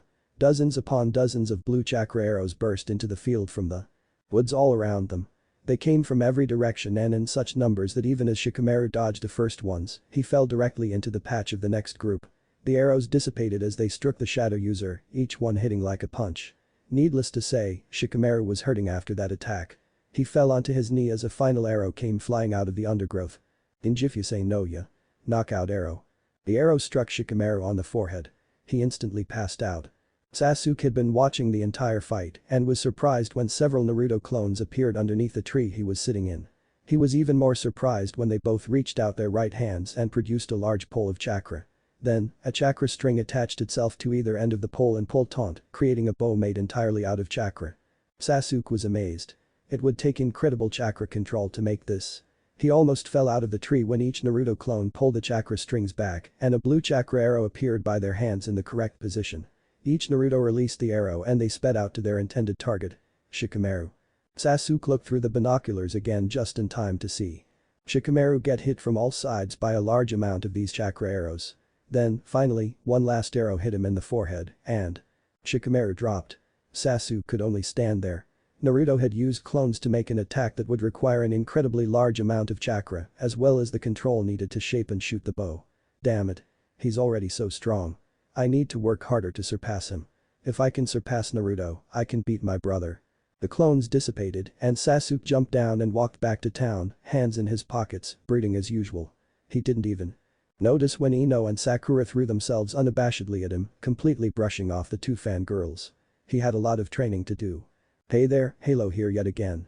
To picture Naruto's heavenly angel's bow, think about Ishita's bow from Bleach.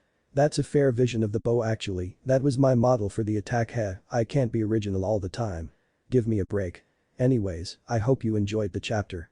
It took me a while to get the fights though up and typed, and even then they come off pretty horrible.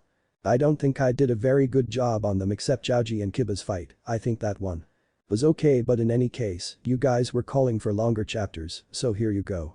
In other news, my senior year in high school starts in a couple of days, so I won't be able to update very often, so I hope I can update chapters around this size to keep you happy. Also, I managed to get a hold of a copy of Final Fantasy VII PC version. Finally, after hearing all the hype around the game, I get to play it. I hope it lives up to its name even if the graphics are kinda old. Meh, if the game is as good as people say it is, it won't matter. As my brother put it, if games were intelligent, French Frank's VII would be a god. Accurate description. Or not. I'll find out eventually. But anyway, review. Tell me what you think. I'm off to post this now, so laters. Itachi's bad hair day filler. Itachi's bad hair day. Guzo stay up damn it. Uchiha Itachi, one of the strongest men in the world, second most powerful man in the feared organization Akatsuki, couldn't seem to get his hair right. Usually his locks of jet black hair fell in the perfect Uchiha form. Today, however, it was limp and lacked its usual luster. It looked more like the hair of Mito Guy, but without the shine and a lot longer, and it seemed that no amount of hair care products could manage to conform it to its usual style. Guzo, he said softly. Kisame, Itachi's usual partner in crime, slammed open the door to the small bathroom that the two shared in their small apartment given to them in the Akatsuki base.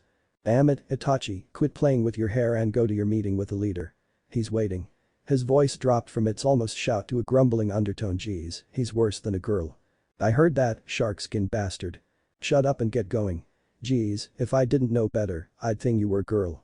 You certainly squealed like one last night. Shut up. Okay, geez. Just get your ass in gear. You know how irritable leader can be in the morning. Okay fine. Itachi walked out of the bathroom to grab his black cloak with a red cloud pattern on it from the floor where it had been tossed unceremoniously last night before jumping, quite literally, into bed. With Kisame. Downtime sure was fun. He shook his head to clear away thoughts of his partner for the last few years. Calming himself, he strapped on his cloak and strode down the nearly empty hallway on the way to the throne room. He finally reached his destination, only 5 minutes late. Itachi, you're late, said the nearly imperceptible voice. Yes, I had business to take care of. No matter. I called you here for a solo mission. Itachi mentally cursed, knowing it would mean less downtime. I need you to investigate a rumor that has been floating around for quite some time. It has recently come to my attention that the Kyuubi no Kitsune had ascended after the fight with the Yondaime and was never really sealed into its container. I need you to travel to Konoha to confirm or disprove this rumor. You have 2 weeks to finish your mission. I suggest you wear something other than our preferred garments. Hi. Be gone by noon. Hi. And with that, Itachi did the famous Uchiha brooding walk no jutsu all the way back to his rooms. Finally, after packing all 3 of his outfits that weren't black with red clouds, he bid farewell to Kisame and walked to the exit of their lair. As he approached the guards to get them to open the gates to the world, one stopped him. I need to see your papers, Itachi-sama. Itachi held them out to the man, wondering why they were on the verge of bursting into laughter. Everything is in order. Itachi turned to exit the base when another of the guards stopped him. No, excuse me, Itachi-sama, but you have something on your chin. Itachi wiped his hand over his chin, indeed feeling something on it. He pulled it away and flushed in embarrassment at the sticky opalescent liquid as he quickly wiped it off with a handkerchief. By now, the guards had fallen on their asses with laughter as Itachi turned a red that would rival Hinata, although he didn't know this at the time. Thank you. He said with barely contained rage in his voice. He was pondering what sort of punishment he should dish out to the guards via Mangekyou Sharingan, but before he could decide, the gates were open and he was on his way. Itachi finally made it to within sight of the gates of Konoha. Not wanting to risk getting caught, he used a Jinjutsu to hide his chakra and make himself invisible to the naked eye. He turned himself into a rock and waited for a wagon to pass over him on its way to Konoha. When one finally came, he stuck himself to the bottom of it with chakra and waited for it to enter. 2 hours later, he was wandering the streets, looking for the entire world to be a normal civilian. Unfortunately for him, he just happened to be standing in the road of a stampede of girls. As it cha. Sasuke danced his way through the crowd, most of them parted to the side to avoid being run over. Itachi, unaware of the dangers of rabid fangirls, just stood there as Sasuke darted around him. Unaware he was dodging out of the way of his hated brother. Itachi turned around just in time to see several very rabid girls send him flying with a combination of punches and kicks, pissed that anyone could get in between them and their beloved Sasuke. Itachi could only think one thing as he flew through the air. I feel so sorry for you, brother. As fate would have it, when he finally crash-landed and skidded to a stop, he had managed to land in the middle of one of the few candy stores in Konoha. Shaking his head and slowly standing, he checked himself for injuries. The worst was a bruise on his cheek and his shredded pride. Welcome. Itachi looked up into the nicely plump woman who stood at the counter. He nodded and proceeded to look around the store, not wanting to draw unnecessary attention. His eyes fell on a strangely small cardboard box, its bright red background featuring white letters that read Pocky and a picture of a chocolate-dipped wafer stick. Curious, Itachi picked up the box, not knowing that this act would change his life forever. He went to the register and bought the box, casually opening it and trying one of the sticks. He instantly fainted. Waking up, he looked at the box in his hands. Surely, I have found my purpose in life. I shall eat this sweet ambrosia of the gods. Needless to say, he was instantly addicted. Walking out of the candy store, he was a rather strange sight to behold. Each and every pocket he had, as well as his backpack, was full to the brim of various flavors of Pocky, even some of the less popular ones. He had the usual chocolate and strawberry, but he also had a rare pina colada, the rapidly becoming popular mango, and even an extra special ultra-hot cinnamon. Itachi slowly wandered through the streets, munching box after box of his adored bonbon. Suddenly, a strange scene caught his eyes. Two people who looked like exact clones of each other, save for height, build, and one flack jacket, stood in the middle of the street. They were wearing hideously green spandex suits that conformed to every curve of their bodies. Also, they had burnt umber things around their ankles. Their bold cuts were a crime of fashion, but nothing could have prepared Itachi for what he saw next. Above their eyes were two things. They were thick, hairy, and twitched every once in a while, even if the owners of the faces there resided on were completely still. Curiosity took over as Itachi walked forwards, chewing another stick of double fudge chocolate Pocky. The taller of the strange duo stopped hugging his shorter clone to stare at the strange man who approached him. Itachi carefully extended a finger, slowly moving it closer and closer to the man's face. He poked the apparently incredibly fuzzy eyebrows. A mouth randomly formed from the hair and attempted to bite Itachi's finger off. Incredibly, Itachi, one of the most feared people in the world, screamed like a little girl and dropped where he stood, utterly unconscious. Itachi slowly opened his eyes, blinking them to adjust to the noontime sun that shone down into his face. He slowly sat up to see himself in one of Konoha's many training grounds. The green-clad duo stood in front of the training stumps, alternately hitting or kicking them. They seemed to notice Itachi's awakening. "Dai-sensei, the flames of youth burn brightly in this one. The last person who fainted in front of us was out for weeks. Indeed, my beloved and cute pupil. We shall celebrate his springtime of youth with a manly embrace. Yosh, Gai-sensei. Lee. Dai-sensei, Lee. Dai-sensei Lee." Itachi just stood there, staring as a setting sun shone behind the walking fashion disasters as they manly embraced while crying into each other's shoulders. Putting his hands together in the Kai seal, he let the small Genjutsu disrupting technique do its magic. Nothing happened. The sunset stayed, the waves continued to crash, and the rocks underneath the two were still as hard as usual. Itachi was spellbound. He couldn't believe the incredible amount of skill that was put into this Genjutsu. He activated his Sharingan, with a small Genjutsu of his own, to hide the changing eye colors. Nothing. The Sharingan told him that there wasn't a Genjutsu there, and the scene was real. How in the world they could have summoned a seaside sunset scene at noon in the middle of a continent, no one could ever know, but Itachi was determined to find out. He pulled out a notebook and sat there, scribbling down notes left and right, describing each scene as it came to play with as much detail as he could. For the rest of the day, Itachi followed the duo around town, even as they ran laps around Konoha on their hands. By the end of the day, his notebook was full, his Pocky was gone, and his wallet was itching to go buy more of his heavenly snack. So, after one last trip to the candy store, he found a nice tree to sleep in and started drifting off. The last thing he though was somehow, I get the feeling I'm forgetting something. Halo here. I though up this little story a while back and decided to put it in as filler because I'm currently suffering writer's block. I even posted a one-shot hoping it would help, but so far, I have zilch. Oh well. I hope you enjoyed the silliness, although I'm not a very good comedy writer. It's a nice break from the action-adventure, but it's still only filler. If you guys like it, I'll be putting little one-page episodes at the bottom of each chapter.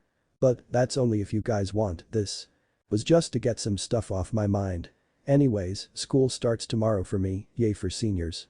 My last year of high school. Finally. Now, if I could only find my calculator. Meh, oh well. Laters. Back to the real story. Halo here. I'm sorry this is so late, but I've been trying to get accustomed to school. So far, so good, but only barely anyway. One thing. I know that the traditional rye was worth a lot of money, being 16 odd ounces of gold. However, in my story, like the United States, the elemental nation stopped using gold coins, opting for less precious metals and printed paper. The reasoning was, well, with the drastic influx of money from industrialization, there just wasn't enough gold to make the money needed. So, they made the currency they currently use. Of course, because it wasn't gold, it was subject to inflation. And that's what happened. In my story, I don't care if 500 of the traditional ryu could allow one to live comfortably for months, here it's approximately worth $5 US dollars. One ryu will be approximately worth 1 yen in my story. End of story. No flames please, I know how picky some people are about traditional values, but look at the value of the dollar. If each and every dollar was backed up by a specific amount of gold, like it's supposed to be, it would be worth a lot more, but it's not. Why? Because there just isn't enough gold to go around. So, yes, sorry. About the ranting and the outburst. See what 3 days of school does to me. Even with a weekend in between, it just turns me into a little emo bastard that shows too much emotion. Like a mix between Sasuke and Naruto, only with less orange and no talk about avenging ya, in case you haven't guessed, I'm weird. Anyway, I gotta get back to writing. THX for bearing with me. Chapter 7. Naruto was getting his pack ready. After nearly a month straight of D-rank missions, the team was bored out of their minds. Finally, Naruto snapped and requested a much more challenging mission from the Hokage. Flashback. The 3 genin and their sensei sat in front of the Hokage's bureau. Naruto, despite having been coached by the Hyuga to remain impassive at all times, had a strange twitch in his eyebrow that he couldn't manage to get rid of. Just the mention of the daimyo's cat seemed to aggravate his condition. It didn't help that the subject of their conversation with the Hokage was that particular problem. Wife's cat has escaped again. It was last seen in the vicinity of the Hokage monument lookout point. Excuse my interruption, Hokage-sama, Naruto said. But I believe that at the rate we have been accomplishing our missions would leave few or none for the other genin teams. That would be both unjust and anti-productive. Is there, by any chance, a mission that would be a bit more of a challenge for us? Sandaime Hokage raised an eyebrow at Naruto's behavior. His manners certainly have improved since he started living at the Hyuga compound.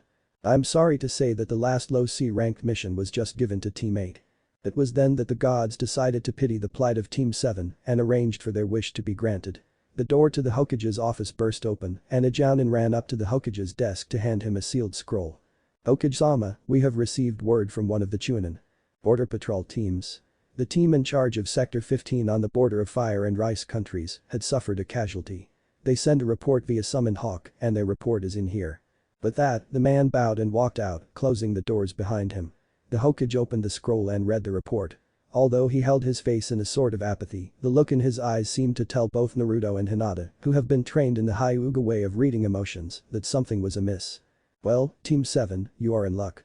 One of the Chunin has been injured and will require medical treatment. His injuries are severe enough that the team's medic nin cannot completely heal him. He will have to be brought back to the hospital. You are to escort the team of medics to the site, meet up with this team, and your team will support the other 2 Chunin in their task of border patrol. This is a mid-C ranked mission, and there may be contact with enemy ninja in non-combat situations. Will you accept this mission? The 3 looked at Ibiki-sensei and nodded. Ibiki, in turn, said, we accept this mission. When will the medic team be ready to leave? They will leave by noon. That gives you 4 hours to prepare and meet them at the hospital entrance. Bring enough supplies for a 2-week stay. That is all. Hi, Hokage-sama. The 3 genin said in unison. And flashback. Naruto studied himself in the mirror. His off-white, almost cream-colored jacket would not blend well in the green of the trees he would be patrolling in. He smiled and reached into his closet to pull out his new outfit he had recently acquired. Flashback. Again. The day before their meeting with the Hokage, Naruto was taking a couple hours to relax. Not content in the stuffy Hyuga compound, he decided that he would go shopping. Strange thing for a man to do. In any case, mostly he just browsed the vendors that had set their wares up on the side streets. There were some interesting trinkets, but unfortunately for both Naruto and the vendors, the Hyuga pride had really begun to rub off on Naruto. These things are only semi-precious stones set in common metal. Not something a Hyuga should wear. Soon, he decided to visit a weapons shop. Usually, he went to the one that was run by Tenten's family, as she was a good friend of Nijinai-san. Today, however, his eyes were caught by a different store. He entered the small shop and subtly admired the decent display of weapons around the walls and aisles. What really caught his eye was the glass counter and what was held inside it. The sign on top of the counter read customized forehead protectors available here. Naruto was instantly intrigued. The owner of the store was, rather unfortunately, one of the few people that didn't believe the Sandaime when he announced Naruto's heritage and the fact that Kyuubi was no longer part of this world. However, this was offset by the fact that Naruto was not only a main branch member of the esteemed Hyuga clan, but also held in high regards by Hiashi-sama. "Excuse me, sir, but how much would it be to customize a headband from scratch?" After a moment of mental debating, the shop owner replied in a rather neutral voice. "That depends on what you want to put on it." Naruto nodded and took a moment to think. "Then I would like to purchase one." The man nodded and pulled out a slip of paper. "And what would you like to put on it?" "First, I want the metal blackened and unable to reflect light. Next, carve the leaf symbol to the left side of it and the Hyuga flames on the right. The only shine should be in the carvings themselves." The shop owner wrote down the instructions and mentally tallied up the price. "The price will be approximately 8,950 ryu." Naruto dug out his wallet, thankfully not Gama-chan this time. He pulled out a 10,000 ryu note and handed it to the man, who got his change and handed it back. Before Naruto left the store, he asked the man one final question. "When is the soonest I can it up?" For another 1,000 ryu, I can have it finished by 6 o'clock tonight." Naruto smiled and flipped him 2 500 ryu coins, which the man caught before smiling and wishing him a good day. Naruto was in a particularly good mood and decided to stop by a ninja outfit store that had been highly praised by several branch members. Apparently, the shop was new in town and the owner was from Wind Country. He had a fair amount of interesting outfits in a style from an ancient civilization known as the Pashan. Making his way across town, he finally stopped by the store. Before he went in, his eyes were yet again drawn to a window display. The mannequin that stood there had on the outfit that had caught Naruto's eye. It was completely black and didn't reflect any light whatsoever. The pants looked to be skin tight but were in fact quite comfortable, and near the bottoms of the legs, it seemed to be tied by black bandages. The shirt was very much the same, but only the arms were tied. The pants and the shirt were held by a black sash that was barely visible but seemed adjustable. The entire head of the mannequin was wrapped and the only place showing was a small slit for the eyes. Each of the wrapped areas had tails at least a foot long that Naruto could imagine would flutter quite intimidatingly. In a slight breeze. It almost looked like shadows were rolling off the outfit, giving it an extremely cool look. Imagine the Sand Wraith. Prince, from Prince of Persia, warrior within, only with a wrapped head instead of a mask. Naruto instantly went into the store and had his measurements taken for an outfit identical to the one he saw. He paid the shopkeeper a rather sizable tip to have it finished by nightfall, and of course the man complied, as he did not have too many orders at the moment. This was only his first week open for business, and word had not spread around to overwhelm him with orders. Naruto did, however, take the long piece of cloth used to tie his head up before leaving the store.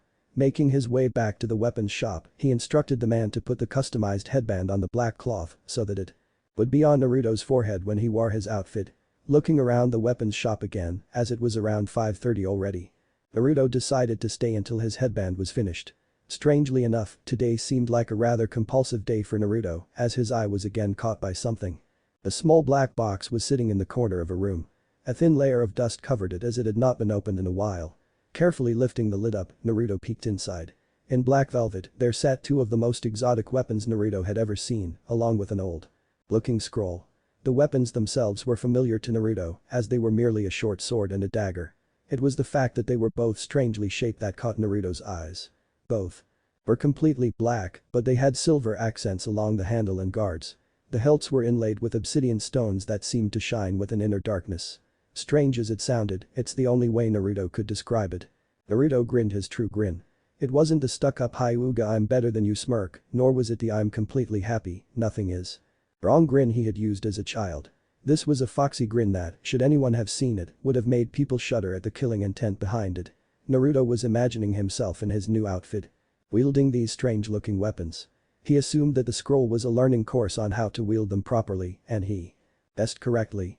Glancing at the clock above the counter, he picked up the box and headed back to the register to await the store owner. Several minutes after 6 o'clock, the man finally stepped out of the back room, holding the customized forehead protector that Naruto had purchased. The man was smiling to himself as he saw the box, thinking finally, someone takes an interest in those weapons. I was beginning to think no one would buy them. Let's see if I can't drive the price up a bit. Ah, I see you found something that caught your eyes. Yes, I have. The two spent nearly an hour haggling a price, and the icy Hyuga glare no jutsu that Naruto used was rather effective. Gotta thank Niji for teaching me that one, thought Naruto as he paid a decent 16,500 ryu for the box and its contents. Hehehe, I doubled the money I spent buying this from that traveler. Life sure is good, especially when rich people are involved.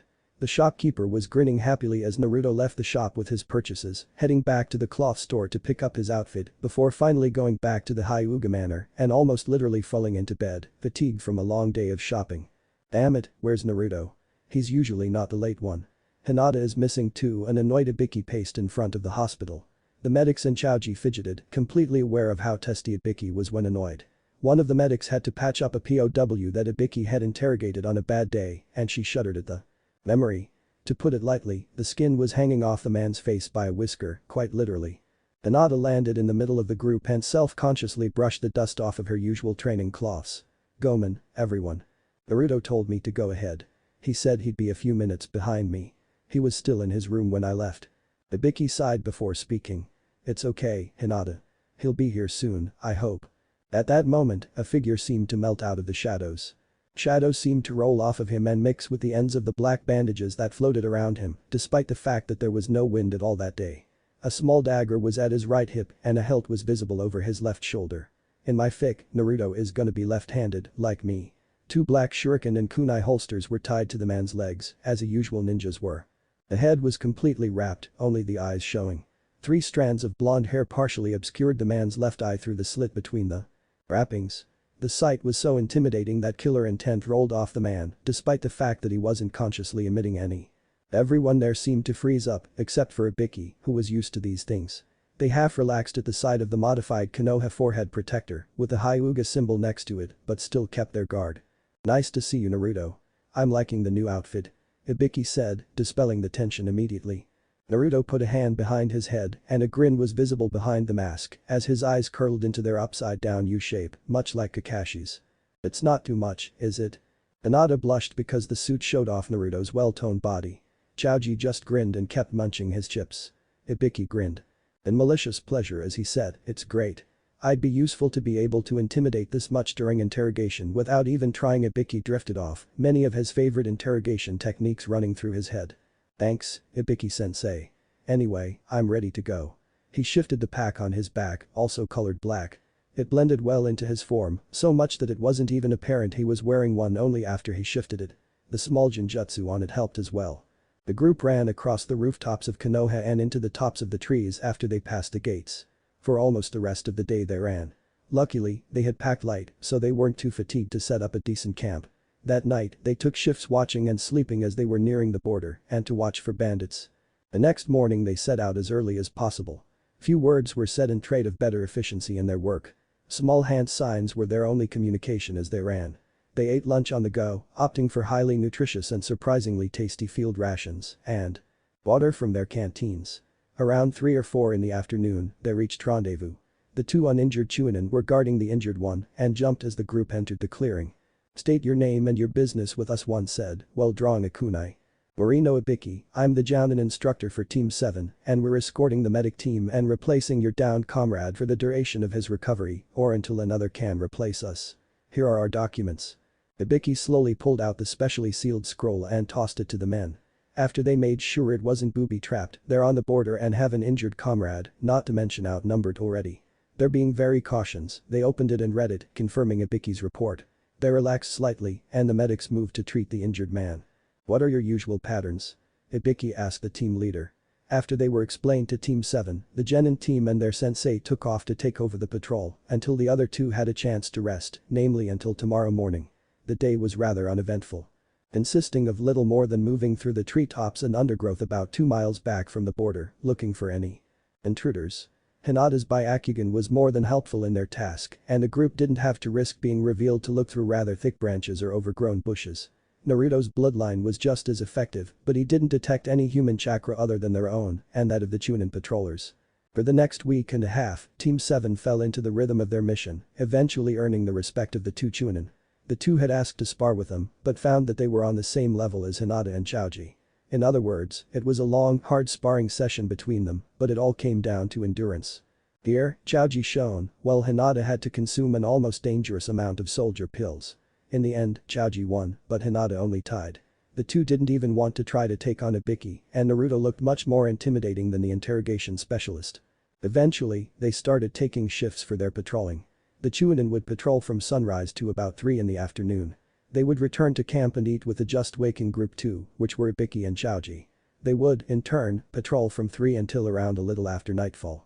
Then, they would return to camp and eat, only to be replaced by Hinata and Naruto. They would then take their turn patrolling until around sunrise, when they would return to camp and wake the two Chunin and eat breakfast. Right now, Naruto and Hinata were just waking up for their 3 o'clock lunch. Naruto yawned and stretched, using a combination of a low-level Suiton Jutsu and a low-level Kaiten Jutsu to make himself a hot shower outside the camp a ways. Now, usually one wouldn't think that a Hyuga would be well, they will never be called that, but let's just say that Hinata seemed to take after Jiraiya. With the Byakugan, it was more than easy to peek in on Naruto taking a shower. Ibiki knew what she was doing, but the others were still confused about her getting red in the face and springing a small nosebleed each and every morning, but they stopped worrying about it after the first few days. Naruto, of course, had no idea he was being spied on. Drying himself off, Naruto dressed and entered the camp.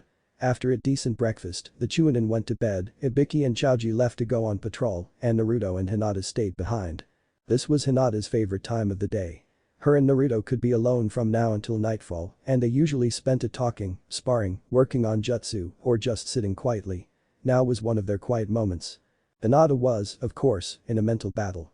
Come on, just gotta come out and say it. No, I look dumb. I gotta get him in the mood, but what if he gets uncomfortable? I just gotta do it. Come on, say it. Naruto I low. Never mind.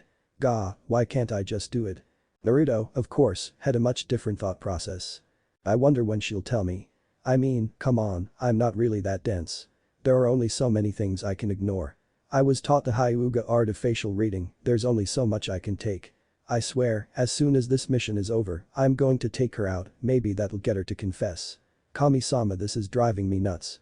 Damn it, fuck it all. I'm just going to tell her I know. Hinata. Naruto's voice trailed off as a large explosion could be heard in the distance. They both turned to the direction it came from to see a large pillar of dust and smoke rise over the treetops. The two instantly jumped into the branches and started making their way to the battlefield. Dun. Lol, Halo here. Sorry about the cliffhanger. A little bit of fluff there. I'm not very good at it, though bear with me, I'm still exploring the world of literature. Anyways, sorry about the wait on this. School has been boring, but I still have homework. Sieneritis has set in, meaning I'm getting lazier and lazier each day. Not that I wasn't lazy before, but now I make Shikamaru look active. Lol. Although, I do like a good game of shogi every once in a while. I'm still not very good. I can't even win one game against a computer on the easiest difficulty and all the handicaps giving me the advantage. Yeah meh, oh well. Thanks for reading, review. Here's rumbling in the background, only to see a crowd of eager readers and some yaoi fangirls, attracted by the filler AHHH. Ill. Post right away, don't kill me, AHHHH. Takes off running. Chapter 8. Hey there, Halo here. I'm bored, so I'm gonna reply to a few reviews. Sorry if I don't get to your name. I'm just replying to the ones that either say something smart, funny, ask questions that aren't obviously answered by a little rereading, or just made me laugh. Whether by names, comments, or incredible stupidity. Although, there haven't been a lot of stupid reviews, so I'm happy. More time for writing, nah. Huxus girl. Lol, fine, okay. 1 week. That's fun. But, if I update late, throw in a little pleasure with the pain, okay? Minster. Yes, agree, 12-year-olds, even if they are elite ninja, cannot have like 100-pound weights to start off with. They would probably be 15 by the time they got to that level. Also, I do agree that some stories have their characters as nothing other than muscle-bound skinheads that only show off their skills. DBZ cough, no offense DBZ lovers, but Akinda just got old after the Cell games. I mean, how many ultimately evil incredibly strong people can there be in the universe? Damn, have them come back alive or something. Insert long string of curses here. I liked your critique of the battles I've already had, and yes, I do make mistakes. But please, I'm not perfect, so bear with me, okay? Thanks. That's all for now. To everyone who commented on the new outfit. Thanks, I'm glad you liked it. I was gonna go with the FFVII cloud thing, but that's been used more than a 2-cent horum. Sorry for the language. Though I'd try something new, and Pop is one of my favorite game series. The Sand Wraith was always my favorite. He is not to be confused by the Dark Prince in the third game. Sand Wraith is the guy you become in the second game. Just to clear that up for the people who might make the mistake. To everyone who commented on Hinata. Well, to tell you the truth, I was reading a story the other day, but don't ask me which one. I read like 10 to 15 now ones each day, depending on their size. Yeah, I read a lot. But, in one of the ones I was reading, Jiraiya was commenting on the Byakugan and said something along the lines of is very useful for peeping, I wish I had one. I heard somewhere that their clan symbol is actually a ward against the Byakugan, seeing through their cloths for privacy reasons. Insert perverted giggling here, lol, okay, I like that comment, and seriously, I'm surprised that. In all the Naruhina stories I've read that Hinata hasn't taken advantage of her bloodline skills. So, I decided I would. Yes, she's done it before the mission. Yes, she'll probably continue to do so until they're married, in which case she won't have to peep. Another perverted giggle. Well, that's that. Also, in the much later chapters, when Naruto and Hinata are finally married, think after the 3-year-long training mission with Jiraiya, do you want a lemon at that part, or do you want me to just smooth things over? I'll take a vote on this, and each time I update, I'll tally all the votes up to that time. Well, unless I don't get any votes for one side or the other by the time I update next chapter. Then, I'll just say it's unanimous and go with that decision. Anyway, on to the story. Hinata had her Byakugan active, scanning all around and as far towards the smoke as she possibly could. As they were leaping through the trees, she couldn't quite stop in her tracks, but she did manage to stop at the next branch. Naruto landed next to her. What's wrong? He whispered. They're outnumbered. I see at least 10 Jounin, 15 Chunin, a score of Genin, and a squad of what looks like Anbu class. They're all from Sound. The panic was rising in her voice. Naruto let out a string of some very colorful words that Hiashi would have paled at if he knew one of his clan's members had said anything of the sort. What about Ibiki and Chaoji? Hinata paled and looked again. Unconscious. Shit. Naruto's eyes scrunched up and it was obvious he was thinking hard. Okay, we need to get them out of there, wake up the Chunin, alert any patrols in our vicinity, and get back to Konoha. Here's what we're gonna do. Boy, Kinmaru, you sense anything? No. The area is secure, right? Yes. Good. It was at that moment that Naruto and Hinata's plan commenced. Slowly, an unnatural fog that was tinted black rolled in from the forest. The Sound Ninja were on edge. What's that? The black specter that seemed to just materialize out of the mist was seen by the group in the edges of the clearing. Its eyes glowed blue, and the killing intent that rolled off of it made all but the Anbu and Jounin freeze up in fear. The shadows around it seemed to roll off of it and onto the ground.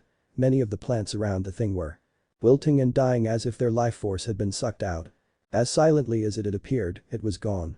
1 minute it was standing there and it just seemed to dissipate the next.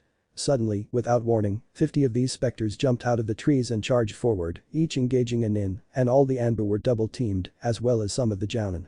The fighting was brutal, but the specters were held off. That is, until the volley of chakra arrows pierced the smoke left behind when each cage bunchen dissipated. Needless to say, almost all of the Genin and most of the Chunin were either dead or incapacitated. Only 2 or 3 of the Jounin couldn't fight, but all of the Sound Nin, including the Anbu, had some sort of injury, even if it was only a few bruises here and a closed Tenketsu there. After the volley of arrows, the wind started to blow away the mist, leaving an empty clearing. Shit. Sir, the Konoha patrol is gone. Damn it. Word could get back to their village. We need to catch them. As the group slowly pulled themselves together, they jumped into the tree branches to chase after whoever it was that had attacked them. Unfortunately for them, the trees were little more than a minefield of proximity, activating explosive notes. The first few explosions took out at least 1 enemy Nin each, but after that, they became more cautious. Unfortunately for them, this slowed their progress to a crawl. The snares and projectile traps added to their losses. Needless to say, they were pissed. Hinata was again acting as the forward scout. Behind her, the real Naruto was actively gleaning the chakra around him to replenish what he had used to make the mist, cage bunchen, the volley of chakra arrows, set the traps, and placed the nasty genjutsu in their wake. It was the finest one Ibiki had taught them. Basically, it made each person caught in it face their greatest fear. The thing was, Naruto had poured nearly half of his chakra reserves from the seal into making it. The amount of chakra was more than enough to give it the power to physically inflict the wounds the Jinjutsu told their mind they had. It could easily be fatal. Another fourth of his total capacity was everything else he had done, leaving him at 1/4 power. At least, he's at 1/4 of what he can access. I'll get into more detail later. To put it simply now, the seal can hold about the power of 9.5 of the tails of Kyuubi. The extra half was a buffer so that the seal wouldn't overload and break. Kyuubi was never sealed, so the seal was filled with Naruto's chakra. Roughly the power of a 9 tails and amount of chakra, but Yaokai is much more potent than even nature chakra. If those ninja catch up to us, I won't have the power to stop them. I have to replenish my reserves as soon as possible. The Cage Bunshin that were carrying the unconscious forms of Ibiki-sensei and Chaoji were also gleaning small amounts and sending it back through the link into Naruto, effectively increasing the raid ad. Which it was gathered. Unfortunately, the Cage Bunshin could only do so much if they didn't want to make themselves dissipate. They shrugged and kept at it as they made their way back to camp. Hajimeru rolled over in his sleeping bag. He snuggled closer to his lover. Miho, in turn, snuggled closer to him. Damn, it's too early to get up. Man, now I can't get back to sleep. He sat up and thought about how life had been since he'd started this assignment. At first, it was all business, patrolling the border with little interaction between his team and himself. But as things progressed, Miho had fallen for him and he felt the same way. At least their nights were no longer completely uneventful, so things weren't as bad as they could have been. Besides, there were no worries about Miho getting pregnant anytime soon. Kajimeru wasn't a medic nin for no reason. He knew all the most effective birth control jutsu and used them accordingly. Fun. Miho groaned and sat up next to her lover. Kage-kun. Why are you awake so early? I can't sleep, Miho-chan. Something is telling me to get up. It was then that a group of the Cage Bunshin Naruto had sent reached their destination, home base. All of them except one quickly packed up everything into their respective places as neatly and efficiently as possible. One, however, had the misfortune to wake up the lovers as they had been christened by Chaoji. He tapped the side of the tent a couple times to make them wake up. "Oi, you two awake in there?" "Yes, Naruto. What do you want?" Kajimeru's sleep-laden voice replied. Ibiki-sensei and Chaoji were attacked, so Hinata and the boss are taking them back to Konoha and try to bring reinforcements, or at least alert Konoha to the apparent invasion force. Me and the other clones are packing up the camp and heading back home. You two gotta get up and follow us so we can meet up with the boss. What? Miho and Kajimeru said in stereo. Come on, there's no time. A few minutes later, a, thankfully, fully dressed pair of Chunin exited their tent, which was rapidly taken down and placed on the back of one of the many Cage Bunshin that were being used as pack mules. Let's go, a clone said before they took off in a seemingly random direction. The 3 Anbu that were left alive were stalking the group of what seemed to be 3 genin, one of which was unconscious along with their Jounin sensei. One had made some Cage Bunshin to carry their unconscious teammates. With a few hand signals, one was told to get ahead of them to stop them. After a few minutes, the Anbu appeared on a branch in front of the Hyuga that was leading the group. To say that the Anbu was surprised at her next action would be an understatement. Most Anbu expect genin to stop in their tracks and shake in fear when facing them. However, it seemed that Hinata had some built-up rage to release. She did so, in the form of her attack. Hakirakuju Yonshu. By the time she was done, the surprised Anbu had a large amount of Tenketsu sealed up. Sure, he had managed to block about half of the attacks, but that only resulted in disabling his arms. The final blast had been to the heart and the forehead. The Anbu thanked the gods that he'd worn his forehead protector on his forehead underneath his mask. The mask cracked, but he was saved from death. He was knocked out though, and fell from the branches. The other 2 Anbu continued to chase their targets, oblivious to the bone-crunching landing of their friend. It didn't help the poor ninja's career that he'd landed on his head, effectively pulverizing his spinal cord, severing most of the nerves in his neck. Ouch. Thankfully, he was unconscious before then. It seemed that luck was with the other 2 Anbu. With a swift kick, a volley of kunai and shuriken, and several well-placed blows, their targets were effectively held off. Hinata struggled against the ninja wire that bit into her flesh, thankful for the thick leather of her jacket to protect her arms. She had been tied up and was being held by her throat by one of the Anbu. The other was standing over her 2 unconscious teammates, while Naruto could only watch as the nin holding her put a kunai against her throat. Move even an inch, and I kill her. Put her down. The icy cold look in Naruto's eyes and menace in his words told the 2 Anbu that if their hostages got away, their deaths would be slow and painful. But what's the worst a mere genin could do? Ah, you couldn't kill a fly even if you wanted to. I'll give you one last chance. Here, Naruto activated his Amatsu Tenshi no Senshu and drew the string back, letting a chakra arrow form. Let her go. What's the worst you could do? I'm an Anbu, you pathetic waste of sperm. You can't hurt me. You aren't even at the level of a genin's shit. With that, the arrow was released. Before it had traveled even a foot, it split into 128 different arrows. Naruto called out his attack. Amatsu Tenshi no Senshu Haki, Hyaki Niju Hachiya. Heavenly Angel's Bow, 128 arrows of Haki. Note, this is an approximate translation. The only thing I know is right is the Hyakuniju Hachi. I know enough Japanese to be able to count. You need to know at least that if you're gonna spend 6 weeks there. It helps when shopping in the open-air markets. Vendors need to be able to tell you the prices of their goods. The arrows sped around the ninja, looking for all the world to have missed. The man's grin, although hidden behind a mask, faded when he saw each and every arrow curve around and strike him simultaneously. He was thrown into the air, dropping Hinata, and landed hard on his shoulder. Your Tenketsu have been sealed. You cannot mold chakra anymore. Unfortunately for you, all my arrows have inserted nature chakra into your system. You have less than a minute to live. Goodbye. The smooth monotone Naruto said this in Think Like Neji when he's talking about fate. Sent shivers up and down the spines of both Hinata and the other Anbu. They watched in horror as the nature chakra mixed with the human chakra. The result? A modified version of life force. Unfortunately for the Anbu, he was in a woodlands. As this mixture leaked into the ground, the grass underneath him shot up, completely piercing his body.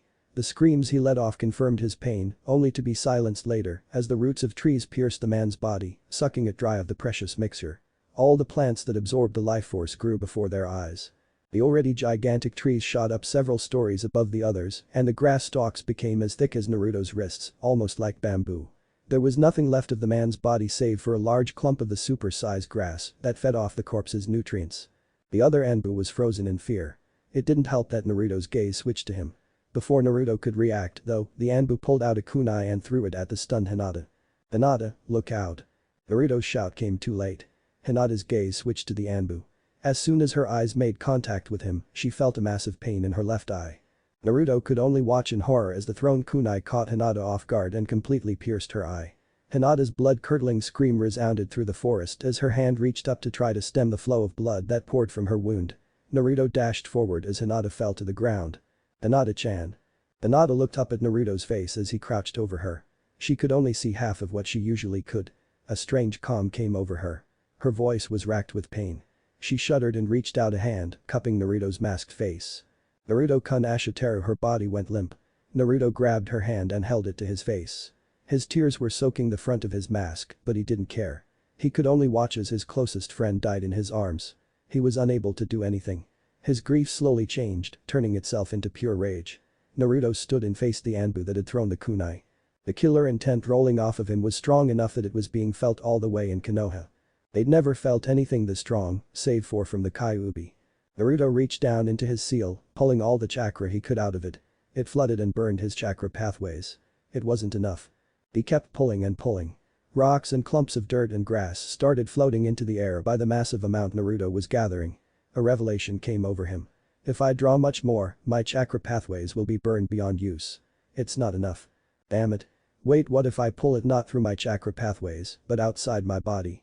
But that though, Naruto found the hole in the seal that Kyuubi had made while escaping it that fateful day. He forced everything he had out that hole, molding it around his body. To the Anbu, he only saw the Gaki shaking in rage. Boy was he surprised when chakra exploded from his body. The chakra was shining such a bright blue that the boy's shadowed outline was the only thing visible. Naruto's eyes were glowing the same bright piercing blue that his chakra was as his bloodline captured each and every iota of chakra his seal had expelled. He gathered it around him like a shroud. It took no shape or form recognizable.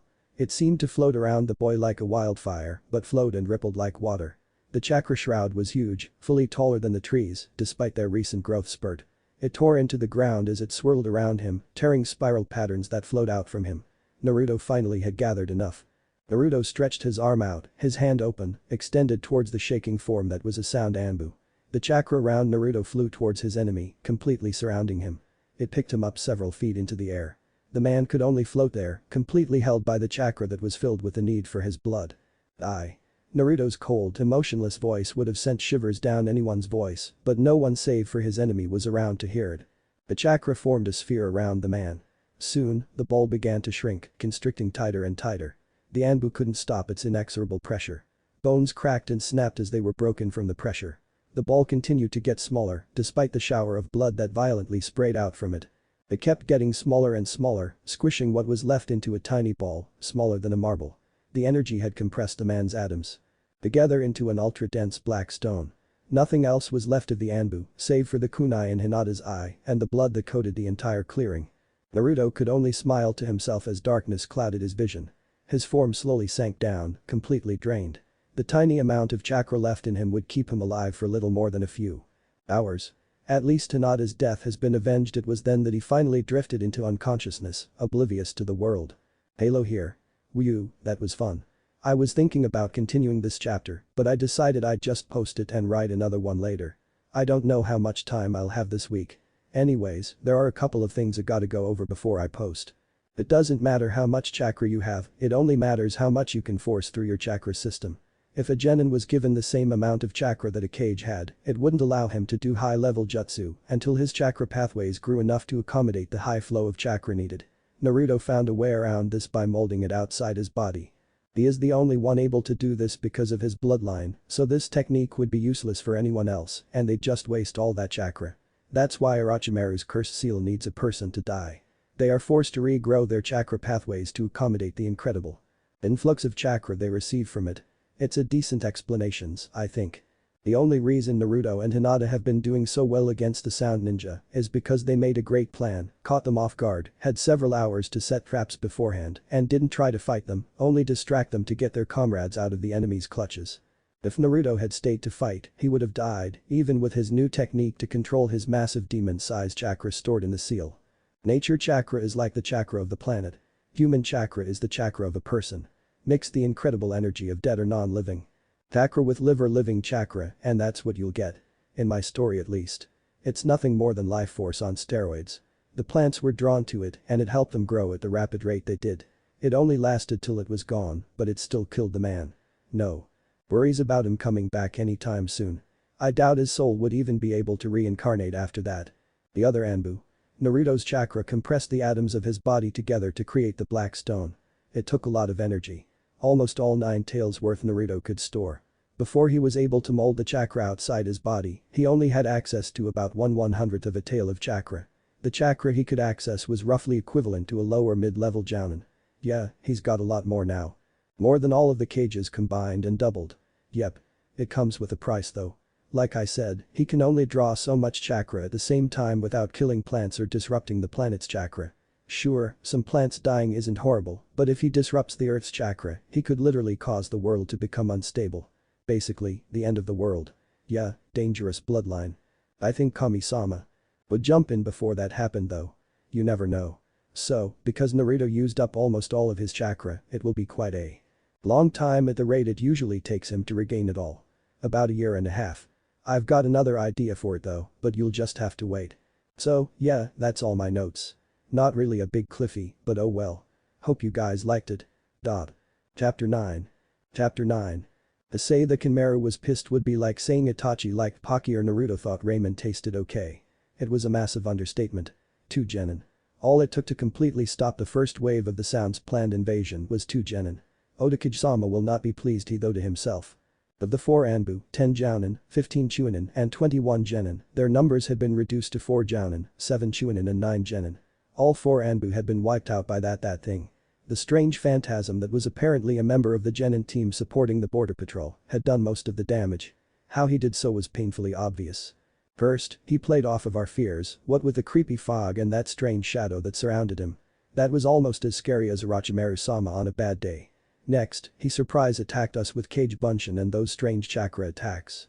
Then, his teammate and him carried off our prisoners and lead us straight into a fuckload of traps. We didn't see them because we were so intent at perusing them. Then, the Anbu disappeared as they were the only ones capable of following them. By the time the rest of us caught up to the battle site, one was paralyzed from a broken neck and we never found the bodies of the other 2. It appeared that the last Anbu was killed in the initial ambush. Damn it all. By the time we had arrived, they had vanished. Damn it. At this rate, we'll never finish reinforcing our position before the Konoha forces arrive. A rather long and colorful string of curses flowed out of the man's mouth.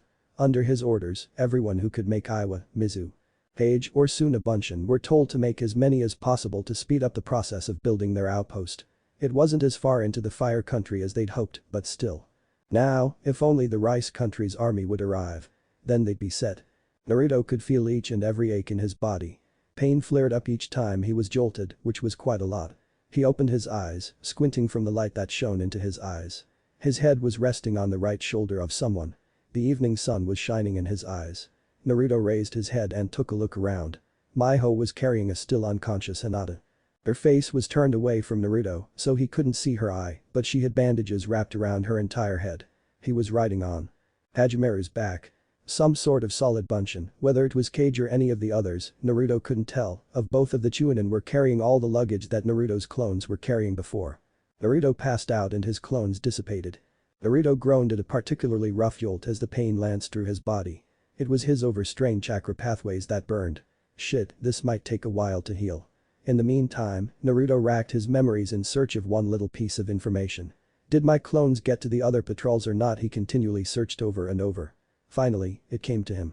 Only the two closest to their sector had been alerted and had probably alerted the Hokage via messenger birds. The two Chunin stopped, setting down their passengers. With a nod, Miho took off to set traps so they could rest, while Kajimeru checked over the injured genin. Naruto is doing okay, despite coming out of a ridiculously outmatched battle. His chakra pathways are badly burned, but they should recover. Hinata, it's just too sad.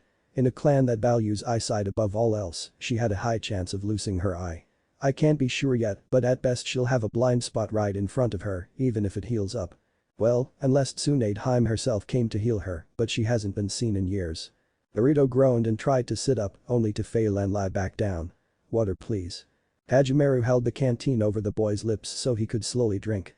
After nearly draining the container, Naruto nodded slightly in thanks and drifted back into unconsciousness. Miho landed next to Kajimeru. How are they doing? Naruto will recover in about a month, and at least a week of that has to be in the hospital or his chakra pathways could be scarred permanently. Hinata, well, she'll be lucky if she doesn't lose her eye, but even more so if she still has any decent sight out of it. In any case, she's gonna be nearly half blind for the rest of her life. Miho seemed to wither, remembering her and Kajimeru's original teammate back when they were still on a genin team. Flashback warning. This flashback will make you cry. Don't read if you don't want to. Aheyo, Miho-chan. Aheyo, Kajimeru-kun. The other person just smirked. His pale eyes were obviously that of a Hyuga, but surprisingly, his hair was an almost exact copy of his pale eyes color, rare but not unheard of trait in the Hyuga family. He wore the typical black pants and pale creme-colored jacket that compassed the Hyuga training outfit. His left arm and right leg were bandaged. The pack he wore was light, containing only the bare necessities. Aw, Kenji-sama is in a bad mood. Man, I knew you were good at the Hyuga grimace no jutsu, but to be able to maintain it 24/7 is nothing short of amazing. It's true that. The Hyuga are really great, aren't they, Miho-chan? Miho giggled, of course. At least he isn't doing his signature move, the Hyuga monologue no jutsu. That one is truly scary. The two burst out laughing while Kenji just sat there, leaning against the building he was standing by, his face completely emotionless. Apparently the Uchiha and Hyuga had something in common other than black hair, a dojutsu, and sticks up their asses. They also had that annoying emotionless face that was either annoyed, apathetic, or in an arrogant smirk. It must be true that they were related. So, you guys ready for the second exam? The jounin that had landed near the three genin was very typical. He wore the standard jounin uniform and wore his forehead protector on, so uniquely, sarcasm on his forehead. Asuke-sensei, you're the one who trained us. You of all people should know we're gonna kick everyone's asses. And exited. Hajimeru nearly shouted. He did shout and carry on when their team was first formed, but they had broken him of that particular habit. It's a shame that the Hyuga was too far gone, oh well. Well then, it's almost 9 o'clock, so get going. 8 hours later. Hajimeru was lying on the ground, his body partially covering Miho's. Kenji stood in the typical Gyuukin stance, Byakugan activated, staring at the three Rocknins that were facing him. Give up your scroll and we'll leave after we have our fun with the girl. Shut up, you fucking bastard. Miracle upon miracles, Kenji spoke. It's ninja like you that give us a bad name. Why don't you just run along and play with that microscopic thing you call genitals in the bushes? Why, you little. The three attacked. Each and every attack was blocked by the Hyuga and several quite deadly counterattacks were flung back at them. Two were down, but the team captain was still standing. He pulled out a kunai and attacked. Slash after slash was dodged. For nearly 5 straight minutes this went on until finally Kenji was off balance.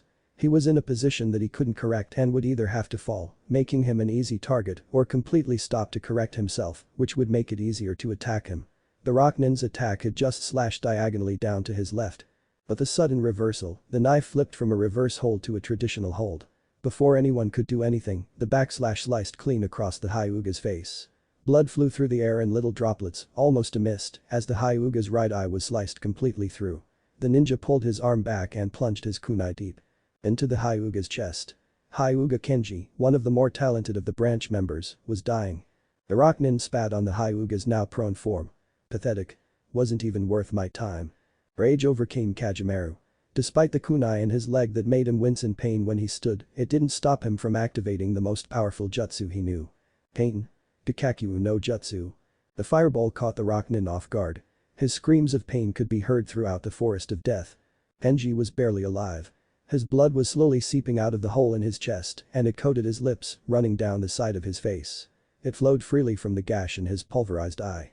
He coughed. Tasting the metallic tang of his own blood, spitting it out as best as he could.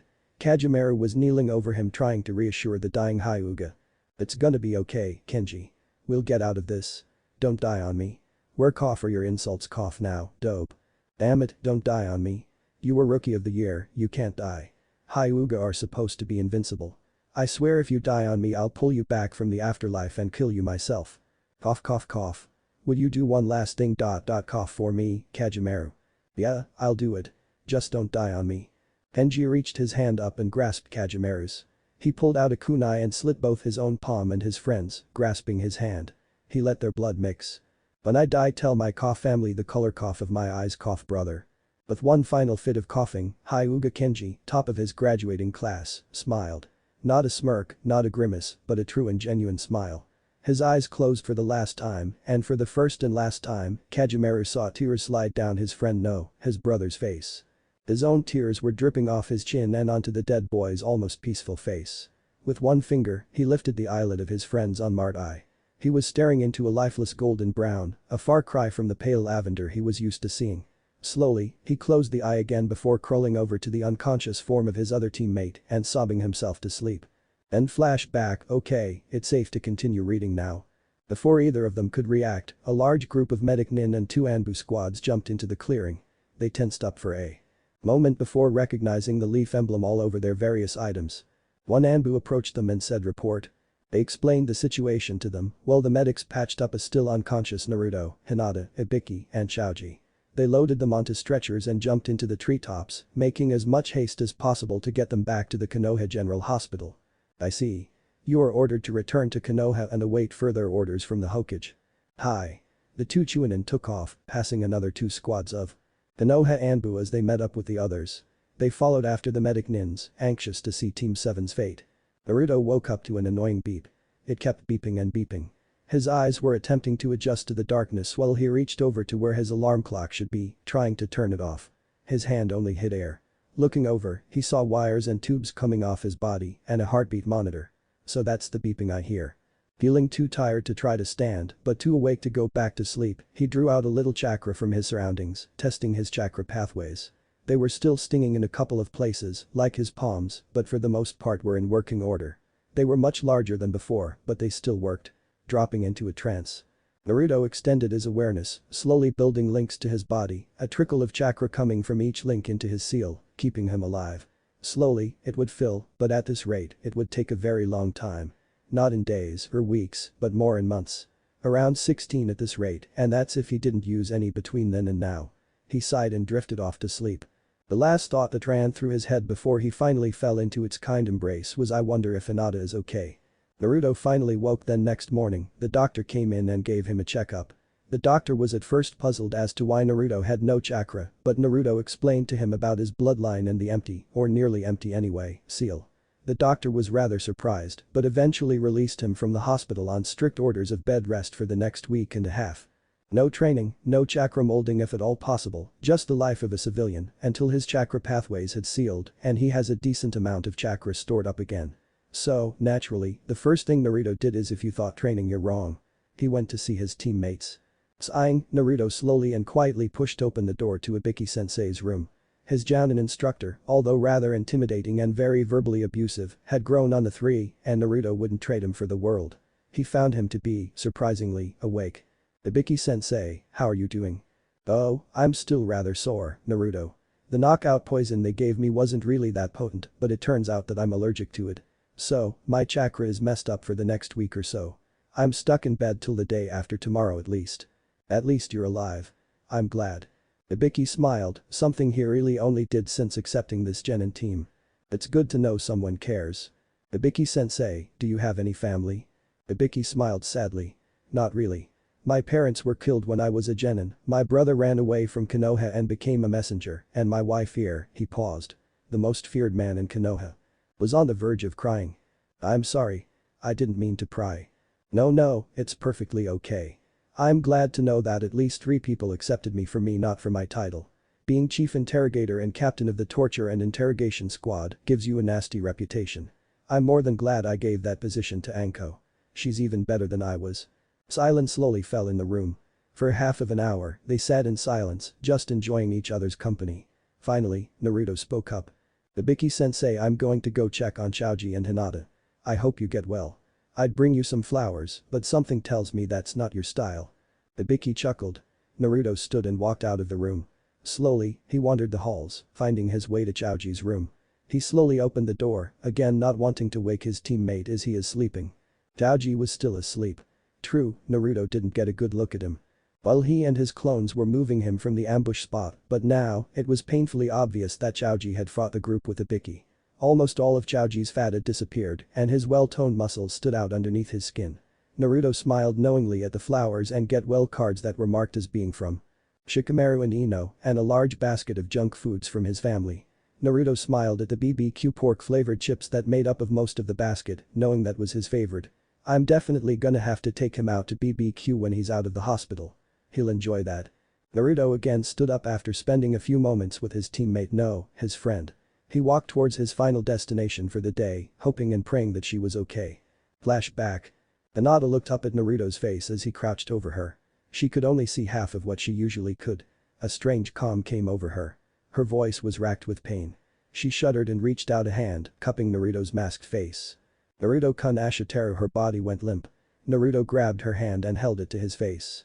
His tears were soaking the front of his mask, but he didn't care. He could only watch as his closest friend died in his arms. Then flashback. Did she really mean it? Did she really love me? I know she liked me, and I know she had a major crush on me, but was it truly love? And why do I feel like I do when I think about her? What do I feel for her? What do I truly want from her? Friendship or love? Naruto continued to ponder this as he slowly approached Hinata's room. However, just before he entered it, a doctor stopped him. Hyuga-san, Hinata-san is awake, but I'm not sure if you want to see her. She is rather depressed. I don't know how she'll handle visitors. Sir, she is my teammate, and more so, she's my friend. She needs me, and I'll be damned to the 7th layer of hell before I leave a friend in need. The doctor recoiled at the killer intent and incredible intensity Naruto spoke those words with. He slowly nodded, lowering his head in defeat. Naruto slid open the door, so see Hinata sitting up in bed, her head hanging down, bandages covering nearly half her head. It was painfully obvious from the dampness of the bandages and blankets and from the swelling around her eyes that she had been crying for quite a while. Hinata-chan. She looked up as Naruto walked over to sit in a chair next to her and sat down. She looked at him for a moment before looking away. He'll never accept me now. If I couldn't get him before now, then I sure as hell can't get him now that I'm disfigured. She burst into another wave of silent tears. This did not slip past Naruto. He leaned in and gave her a warm, comforting hug. Hinata-chan. Naruto-kun, what will father say? Aiko could barely pass his test speed before, but now. Hinata leaned into the hug Naruto had not broken, crying into his shoulder. He just sat there and held her, not quite sure of what to do. So he did what just felt natural to him. He softly patted her back, trying to comfort her while whispering to her. SHH, it'll all be okay, I won't abandon you. Trust me. And if Hiashi-sama tries to do anything about a wound you honorably received in battle, I'll shove his marriage bed so far up his ass that he'll never find it again. It's okay, just let it all out. Hinata cried for another couple of minutes before finally sitting back, only hiccuping every few minutes or so. I wish there was something more I could do for you. Hinata, if there is anything you want me to do for you, just ask. I'll do anything, so see you smile again. Hinata's eye widened at this statement. No, this promise. She thought back to what she said just before she passed out. I have to ask him, Kami-sama, if you have wished good fortune on me, please let me have the courage to tell him. Naruto, I need to know. She paused. Her unbandaged pale lavender eye looked deeply into his. Naruto could see the pain and the yearning in them. Naruto, I need to know, how do you feel about me? Will you ever love me, or are we forever fated to remain just fiends? Hinata. Everything that had happened in the past few days rushed through his mind. He felt the anger, the rage, he felt how much he wanted to protect Konoha, his team and Hinata, and when he was passing out, he remembered how angry he felt that she had died, and when he had killed her attackers, he remembered feeling it was something he couldn't describe. It was something like his desire to protect her, but also it was more. A longing to make her happy, a need to make her smile, even if it cost him his own life. There was only one word he had ever heard that could describe something like this: love. Hinata, I would go to the darkest pits of 7 hells and back again to see you smile. All I ask is that you never leave me again. Hinata's eye widened. Despite her pain, her feelings of inadequacy, despite the fact that she only had one working eye and would be scarred for life, she felt pure, untainted joy well up inside of her. The tight yet gentle embrace Naruto pulled her into after that nearly brought tears to her eyes. She hugged him back, and although they were gently, they could feel the pressure of each other. Hinata was on cloud 9. It didn't matter that the tears were stinging her bandaged eye, it didn't matter that the doctor was watching them this whole time, and it certainly didn't matter that she caught a glimpse of her father standing in the doorway, one of his few genuine smiles playing on his lips before he slowly and quietly closed the door. Naruto, I've never been good with words, I can barely make 2 sentences without stuttering. But if I could say it in any way that truly described how I felt about you, I would, but in the end the truth of it is I love you, Hyuga Naruto. I wouldn't leave you for the world. Naruto felt warm. Her heartbeat could be felt even through his thick jacket. It thumped in time with the beeping of the machine. Naruto, unable to find words for what he wanted to say, broke the embrace. Hinata took this as a sign of rejection, and immediately she dropped her head, letting her posture sink into a dejected husk of what she was just a moment before. She didn't even register the fingers she felt under her chin and didn't seem to notice Naruto lifting her head. What finally brought her out of this fall was when she felt something on her lips. Hinata's mind went completely blank when she felt Naruto's lips on hers. The action she had been dreaming about for as long as she could remember had happened, and the only thing she could do was freeze up. Finally, when her mind had caught up, she let her arms wrap around her love, gentle yet assuring. Newfound confidence flowed through her, and she leaned into him as best as she could from her semi-prone position. After a minute or two, they split and stared into each other's eyes. Their hands found each other's and their fingers interlaced. Naruto scooted his chair up closer to the bed. He rested his head against the pillow Hinata was laying on as she scooted down to get more comfortable. They lay there in complete silence, completely contented with just each other's presence. The small squeezes they gave each other's hand and the snuggling on the pillow was enough for each of them. Slowly, yet inexorably, Hinata drifted into a deep peaceful slumber. Naruto watched his newly proclaimed love. The happiness, despite the inescapable war waiting on the horizon, overflowed. It wasn't the plastic mask he had donned each day as a child, nor was it the contentedness he displayed at the Hyuga house. This was a true feeling of unconditional love. Love without bounds, willing to do anything for her. Slowly, Naruto started to succumb to sleep, his mind replaying yet again what had happened at the battle site. Suddenly, without warning, he sat up straight. Replaying the memory of the Anbu he killed with his Amatsu Tenshi no Senshu Haki. Hyakuniju Hachiya, he saw the plants literally grow instantly. A blast of inspiration flooded him. He quietly stood and left to find Hinata's doctor. After half an hour of searching, he brought the rather confused medical professional to Hinata's room. Sir, I think I know a jutsu that can save her eye. I don't know exactly how it will affect her. I know that it will cause the cells in her eye to rapidly reproduce. I need to know if I do this, can you limit and control the growth so that her eye heals properly?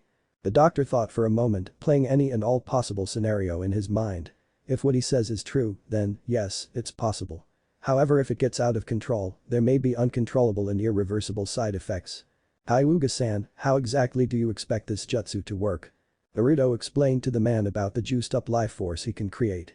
The doctor thought for a moment before finally saying, I believe it's possible, however I want at least 4 other doctors here for the operation, and I want Hinata-sama and her father's consent before we do anything. If there is even a 25% chance of this working, you have my consent as long as Hinata agrees. Hiyashi-sama. Both Naruto and the doctor said in unison. What's going on? Hinata sat up and her hand halfway to her head from rubbing her eye. Naruto, yet again, explained the situation. Hinata, it's possible that you could completely lose your eye if this fails. As of now, you will only have partial vision. Do you want to go through with this? Hinata sat there, mentally debating. She seemed to be wavering in the middle. After a moment, she managed to finally give her answer. You have my consent. Then it's settled. The doctor said, before running off to get the most skilled doctors in Konoha. Half an hour later, they were in a prepared operating room. The 5 doctors and Naruto stood around Hinata's unconscious form. Naruto was out of his training outfit and into a doctor's uniform. All the medical professionals around him nodded and Naruto pulled out some chakra from one of the nurses who volunteered for the honor and mixed it with a fair amount of nature chakra. Naruto experimented with the mix, slowly balancing it into a mixture only twice as strong as normal life force instead of the insane 500 times as strong life force created in the woods. Slowly, he lowered his glowing white hand over Hinata's eye.